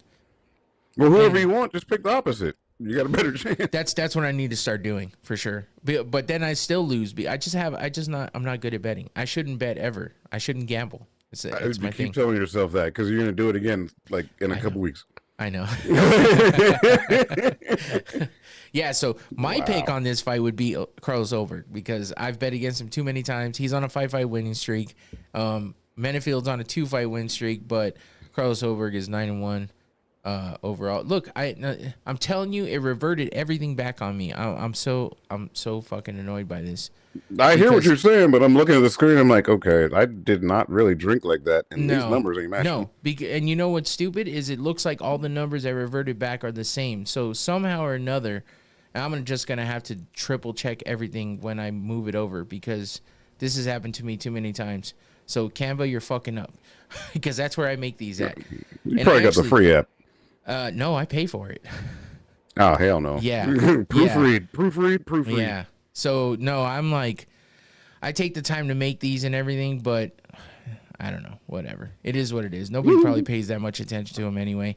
But, you just clipped that out of a fucking Abercrombie catalog. Put some numbers next to it. No, so I did used to find, like, people would make stuff like this, right? and I should have just kept taking them. I feel bad. Like, I don't want to steal people's shit. So, like, that's kind of, you know, and people will call you out on that if they see it a lot. So, I try not to take what people make, and I try not to steal that. You know what I'm saying? No, I but get it. like, And it's dope. If the numbers are wrong, they're wrong. But the concept is dope. It's like, okay, like you're watching a show. That's what it's supposed to be. Yeah, so you got to have like visuals of some sort. I feel like it just adds to the show, I agree. even if people aren't paying that much attention. So this is the battle I go through all the time with podcasting. I'm just like, fuck, man. Like, I like doing all this shit, but it's a lot of work. Like, I prep all week for this, and then but it looks like it though. Yeah, and then you find something that's not right, and it pisses me. It just makes me so mad. Like you were talking about before we started, that you nitpick on the way things look and how they sound. Oh yeah, I showed you the lights and everything. Yeah. That's how I am too. So like, all the tips and tricks that Tommy showed me, I always try to get their opinion on things just to make sure everything's looking good. My background, my posters, everything. I've tried to make everything look good, just because it makes me feel better.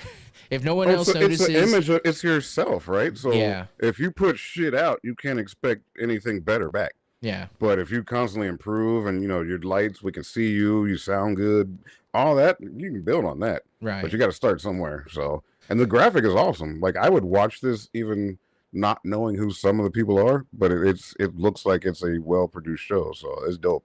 Like, don't beat yourself up too bad. Even though the numbers are shit, but but now you know for the next one. Yeah, I know. It's like my thing's gonna be now proofread the fuck out of everything, because this has happened to me a couple times in a row now. It's driving me crazy. So anyway, the little stuff I showed you took me like an hour, even though it doesn't look like shit. But we're here now, so good work. No, and I appreciate it though, and that's what kind of drives me nuts about Magic sometimes, when going back to him and his stuff, because he'll just I went off on a rant. I mean, I'm sure if he hears this, he's gonna be like, "Would you shut up?" But I went off on a rant in on the other podcast, because he was like, "Why don't you do this? Why don't you do that?" And blah blah blah. I was like, "Why don't you do anything?" He's like, "Well, I'm just giving you suggestions to help you out." I was like, "It's cool, man, but here's the thing: you don't understand the amount of fucking work I put into this. That's what I need to do, is do like a time-lapse video. I have a GoPro. I could do a time-lapse video pretty easy. I need to do that of my prep work and how long it takes and everything I got to do, because it's a lot, man. And I mean, I do it to myself. I don't make any money off this. I just hope to, but it's fun. Yeah, and it could actually grow into something too. You never know. A lot of people started off fucking around. Yeah. And I mean, if it does, it does. If it doesn't, it doesn't. I mean, it's something I like to do, and it's fun. And like I said, I've got to meet new people and connect with people and have a good time and stuff like that. So it's cool. And like I said, technical stuff, it's my job anyway. So I like, this interests me, and I do it. Apply it to something else. Yeah, do it to something I actually like doing. And I enjoy MMA. Everyone that's known me for a long time has known that I obsess over MMA. So might as well put it to use. So I know the feeling. Yeah. Off on a tangent, but here we go. So anyway, Alonzo Menefield versus Carlos Oberg. This should be a good one. Could be fast, or it could just be, drawn out but fun. But both these guys can bang for sure. Like, they're both heavy That dude's hitters. got pec implants. Look at that. Yeah, shit. it looks like it, doesn't it? He's a big man dude, boobs. though. Them shits go down to his fucking belly button. What the shit? Like, bro, were you nursing before you took this picture? The dude, it looks like while fighting. Oh, you can't really see there, but he's got that. But he hit the swings boob. crazy. Yeah. This dude looks like he's doing the Karate Kid, getting hit What in in the the chin. fuck? Right. I'm like, Jimmy I'm Crew. gonna do a double take. Like, shit. All right. But Carlos doing the Oberg. reverse Karate Kid. Carlos Oberg still just looks good no matter what he's doing. I don't know. This dude looks like he should not be a fighter. He should be. He just changed underwear like 5 minutes ago, Yeah. so we could do another picture. That's just funny. I heard people talking the same shit about him earlier today in a different podcast. Like, this is Fucking funny. Calvin Klein looking ass. His face ain't even swollen. Like, what are you doing? Well, actually, they let's see what the UFC has their own podcast. It's not like anything officially, like it is the official UFC Unfiltered podcast, it's called. I don't know if you remember Matt Serra. He beat GSP. Yeah. So Matt Serra does that podcast with Jim Norton, the comedian. So they do that podcast together, and they actually interviewed Carlos Oberg. And Matt Serra said the same shit. He was like, "You look like a fucking model." He's like, "Why don't you just do that and stop getting hit in the head?" See? And Oberg said, "Well, as a model, I can't punch people in the face, and that's what I like to do." I was like, oh shit, okay. This dude's got brain damage already. That's what's wrong with him. He can make way more money being a fucking model somewhere. And a lot less stress. Like, Yeah. look, you do your same workout routine, stand there, look pretty, shut up. Yeah, he's like, but I anyway, can't punch people in the face, so fuck that. I mean, you probably could, but Yeah. that's on you. Yeah, true. Yeah, so that should be a good fight. I mean, this will be a good one. All the fights on this main card should be pretty damn good. Joaquin Buckley versus Nursultan Ruziboyev. What another can't stand just stand? Yes. What mountain are they getting these freaking creatures from? Dude, they're all over the place and fucking. Their names get harder and harder. He's from Uzbekistan. See, I told you, can't stand to stand. Yeah. Melania's long lost cousin. So I got the numbers right on this one. He's 34-8 overall, 2-0 in the UFC. Joaquin Buckley, though, he had some crazy viral fucking head kick knockout when he during the pandemic actually. This guy, his name is Impa Kasangane. He caught Joaquin Buckley's kick. Right, he tried to kick him into the body, caught his kick. So Buckley did some cartoon shit, jumped and turned while the other guy was holding his leg, and he kicked him in the head like with a spinning back kick. So here's the picture. What in the parkour is going on here? No shit. So he was he done kicked his hair off too. Look he caught his kick and he turned around and jumped back, kicked him in the face, and Kasangane just went out flat, like stiff as a board. It was fucking Who would crazy. see that coming? Like, the ones that knock you out are the ones you don't see coming. Right. You could just see it on his face right there. Yeah, he looks like Mr. T's long lost son. Buckley's got those kicks. I pity the fool that gets kicked like me. Yep. He's got those kicks. Look at that kick to the chin right there. I'm looking at that fresh tendon right there that I don't have. Right? Oh, it's making you jealous. Yeah, look at that shit. It's like, oh, that looks healthy. Give me that. That looks like a strong one. He's got them strong tendons. Give me that. I need that in my life. This motherfucker puts people out flat though, like you can see here. Damn. But Buckley, so I went to the UFC Fan Expo last July during International Fight Week, and this motherfucker, I got so much footage of him on my GoPro just because this fool was running around all over the place. He tries to be in every camera, tries to be in every shot. He gathered people around and made some crazy announcement just about who he wants to fight. He's all, get on Instagram, tag me, hashtag this, hashtag that. Get me a fight with free advertisement. Jack Madalena. Yeah, he was going fucking crazy, but he was cool. Was his nuts hot? What's that? His balls was not hot.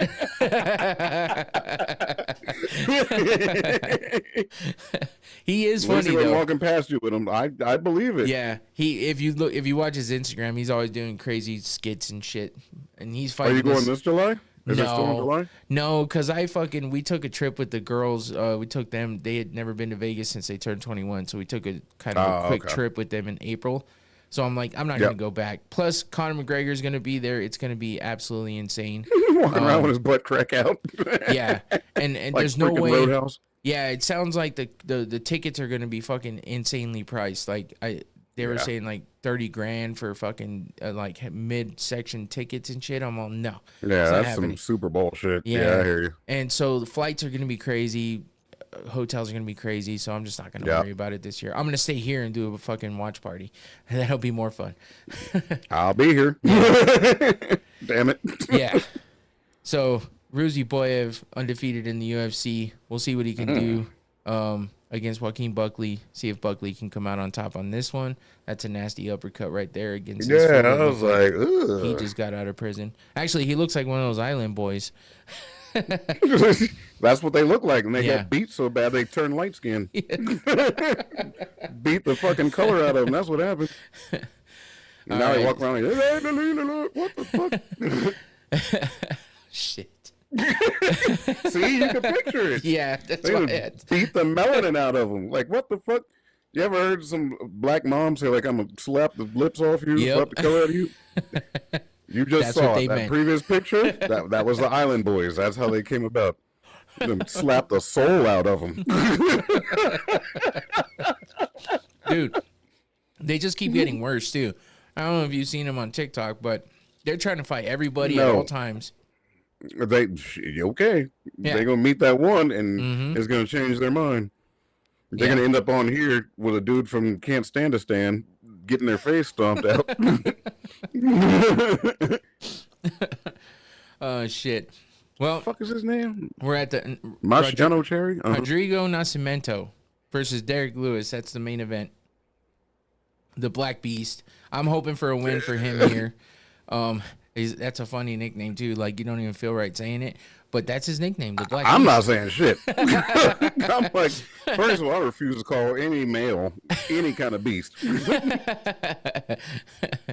Like, yes, you are black. The rest of it, you can have that. What is he? He does that weird, like, he looks like a fucking demon. He crawls on the mat after he wins, and he looks up and like does this weird It's fucking weird. It's weird, but it's creepy and it's crazy. I don't know. But anyway, he's fighting against Nascimento, which, I mean, could be good or bad for him, because he could. Well, looking at his record, that shit works. Like, he must have gotten some people's head or something. Yeah. Well, and he's just so he seems to be in the best shape of his life right now, honestly. And he looked really good, and I mean, he looked okay in his last fight, but the fight before that, he looked really good.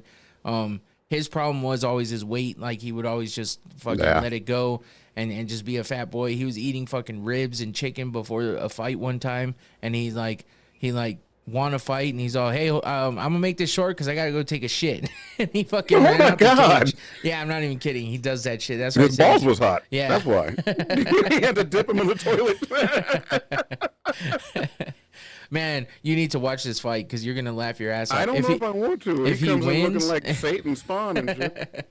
If he wins, you're gonna be entertained. But I mean, I plan on watching it, but the more you show, I'm like, well. He's not good on the ground, though. So basically, if it gets past like a round and a half, it's going to get boring because he's going to suck. And he'll either get finished quickly or he's just going to look like a fat guy that tried to run a mile. I bet he likes lemon pepper wings, too. I'm sure he does. Rick Ross looking motherfucker. No. Lemon pepper. Huh. What you done to my flats? Oh my god! Yeah, dude. He's got some heavy fucking hands. So if he gets a hold of you, you gotta watch out. And he fucking throws some flying knees. He does crazy shit sometimes too. He's not exactly flying, but there's a knee there. Right. Nah, if off the ground. If he's feeling himself, he's gonna try to jump high and get that knee up there, and he hits some people with it. So that's why they call him the Black Beast. But yeah, I don't even know, man. Like the guy that. The last guy that Nascimento beat, Derek Lewis fucking knocked out in like fucking less than a minute. So if you do MMA math there, it doesn't work. Yeah, really. it's no. Yeah, but what the shit's going on there? He caught fucking Curtis Blades on the chin. That's him falling back right there. Oh, that was from the chin? It looked like he just beat his hairline apart too. Look at that shit. What in the fucking Aztec warrior you got going on? Dude, Curtis Blades is a weird guy. He's a weird guy. He's very fucking religious, and he talks and he's got a lisp. He's kind of like light version of Mike Tyson, just not as entertaining. Oh, no. Is he trying to eat people's kids and all that shit? No, he's too religious for that. He just talks about God all the time. He might need a different career after that. Right? So this is Nascimento. Yeah, just catching people on the chin. It's a little more looks like one of the bushwhackers from back in the day. Ew. Right? Look at that nasty uppercut there. And then he's got some submissions too. So if he can drag Derek Lewis down and fucking get him to the ground, he'll definitely tire him out, and he can sink in a fucking choke or submit him somehow. Yeah. So yeah, he's pretty much lined up. That elbow's right under the chin almost. So what he needs to do is just stay away from Derek Lewis for the first fucking couple minutes of the fight, and if he can drag it out a little bit, he could probably. Yeah, I'm betting on Derek. Well, for me, Derek Lewis is who my pick is. Right, that's who I want to win. Mm-hmm. But if it gets past a round and a half, so it should be the opposite that I should. Yeah. If it gets past a round and a half, though, I know he's losing. That's just the way it goes with him. Does he gas out or what? I haven't watched much of him. Yeah, but like honestly, he does look like he's in way better shape. He's been training way better, running, eating better, and all that shit from everything I've seen, everything I've heard. So I'm hoping that he comes out and showcases that and shows that he's got a gas tank now, or just knocks him the fuck out quickly and doesn't have to show anything. That'd be good too. It's probably better for him though if he drags it out a little bit and gets a win by decision at some point, or at least goes a little deeper into the round. So it kind of just shows and proves to everybody he can do a little more, and he really is in better shape. So I guess we'll see. But it should be a good one. This one's a little better than the last fight night before UFC 301. That was goddamn horrendous. It was so boring. Like there was nothing really. It was hard. It was hard to talk about, really. So I didn't hear anybody talk about it at all. Yeah. That about wraps it up for that. So, this is about normal. I mean, for me, it's about an hour and a half, hour and 45 minutes, and cool. Just getting through everything. So. It drug out a little more because we were busy talking and stuff, which is fine by me. It's good. When I have guests, it usually does go closer to like 2 hours. So cool. But part of my work with this is as soon as this is done, I actually release it for anybody that's here new or watches this later or something, and you haven't seen my show before. I actually release the audio only version on Spotify, Apple Podcasts. It goes out everywhere. Audio version only. You can actually watch the video on Spotify as well. But that gets released within about an hour after I get off the air here. So I usually upload it right away. Go listen to the audio only if that's what you like to do. Otherwise, don't forget to like and subscribe here. Infinity, you got any social media or anything like that you want to promote or? Not yet. We'll be doing this again soon. Yeah. Okay. I need to look at it because a lot of my social media is outdated because word of mouth actually had me backed up. So we'll catch up. I just think it was awesome. Like I said, I appreciate the opportunity for this podcast. The other not going rounds. The other technically unsound. Yeah. And we'll be doing this again. I think it's cool, man. I appreciate you coming on and hanging out, man. I like having guests and fucking. Now you know how the show goes, so you can Yep. It'll flow a little better. I thought it went well today. I mean, shit. I love it. People would never know that I'd never been on your show is the vibe I get. Yeah. No, it's good. It's good. That's what I like. And I don't have a lot of guests a lot of times just because there's not too many people that are into fighting or willing to talk about it. That's the thing. That everyone's scared that, I don't know a lot, and it's like, well, you don't have to. So it's what? Fine. Yeah, let's just bullshit and talk. I get into the deeper stuff, but you don't have to. That's cool. You don't have to contribute to that. We can just joke around in the middle of it like we did. That's kind of what I like. Yeah. And I knew a lot of those people, but seeing some of them still is like, good God, your face is over here. Yeah. That's what's fun. That's what's fun. I mean, some people, some people will watch the fights, but they don't pay that close of attention. So then, they miss some of this stuff. Right. A lot of them won't even go follow it. Especially the undercards. Yeah.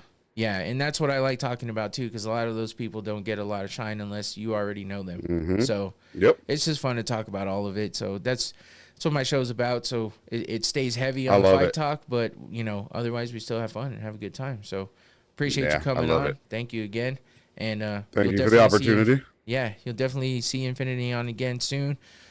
But that's about it for now. My social media has been going on over there. Let's see, which way? That way? Nope, that way. Anyway, it's above Infinity's head.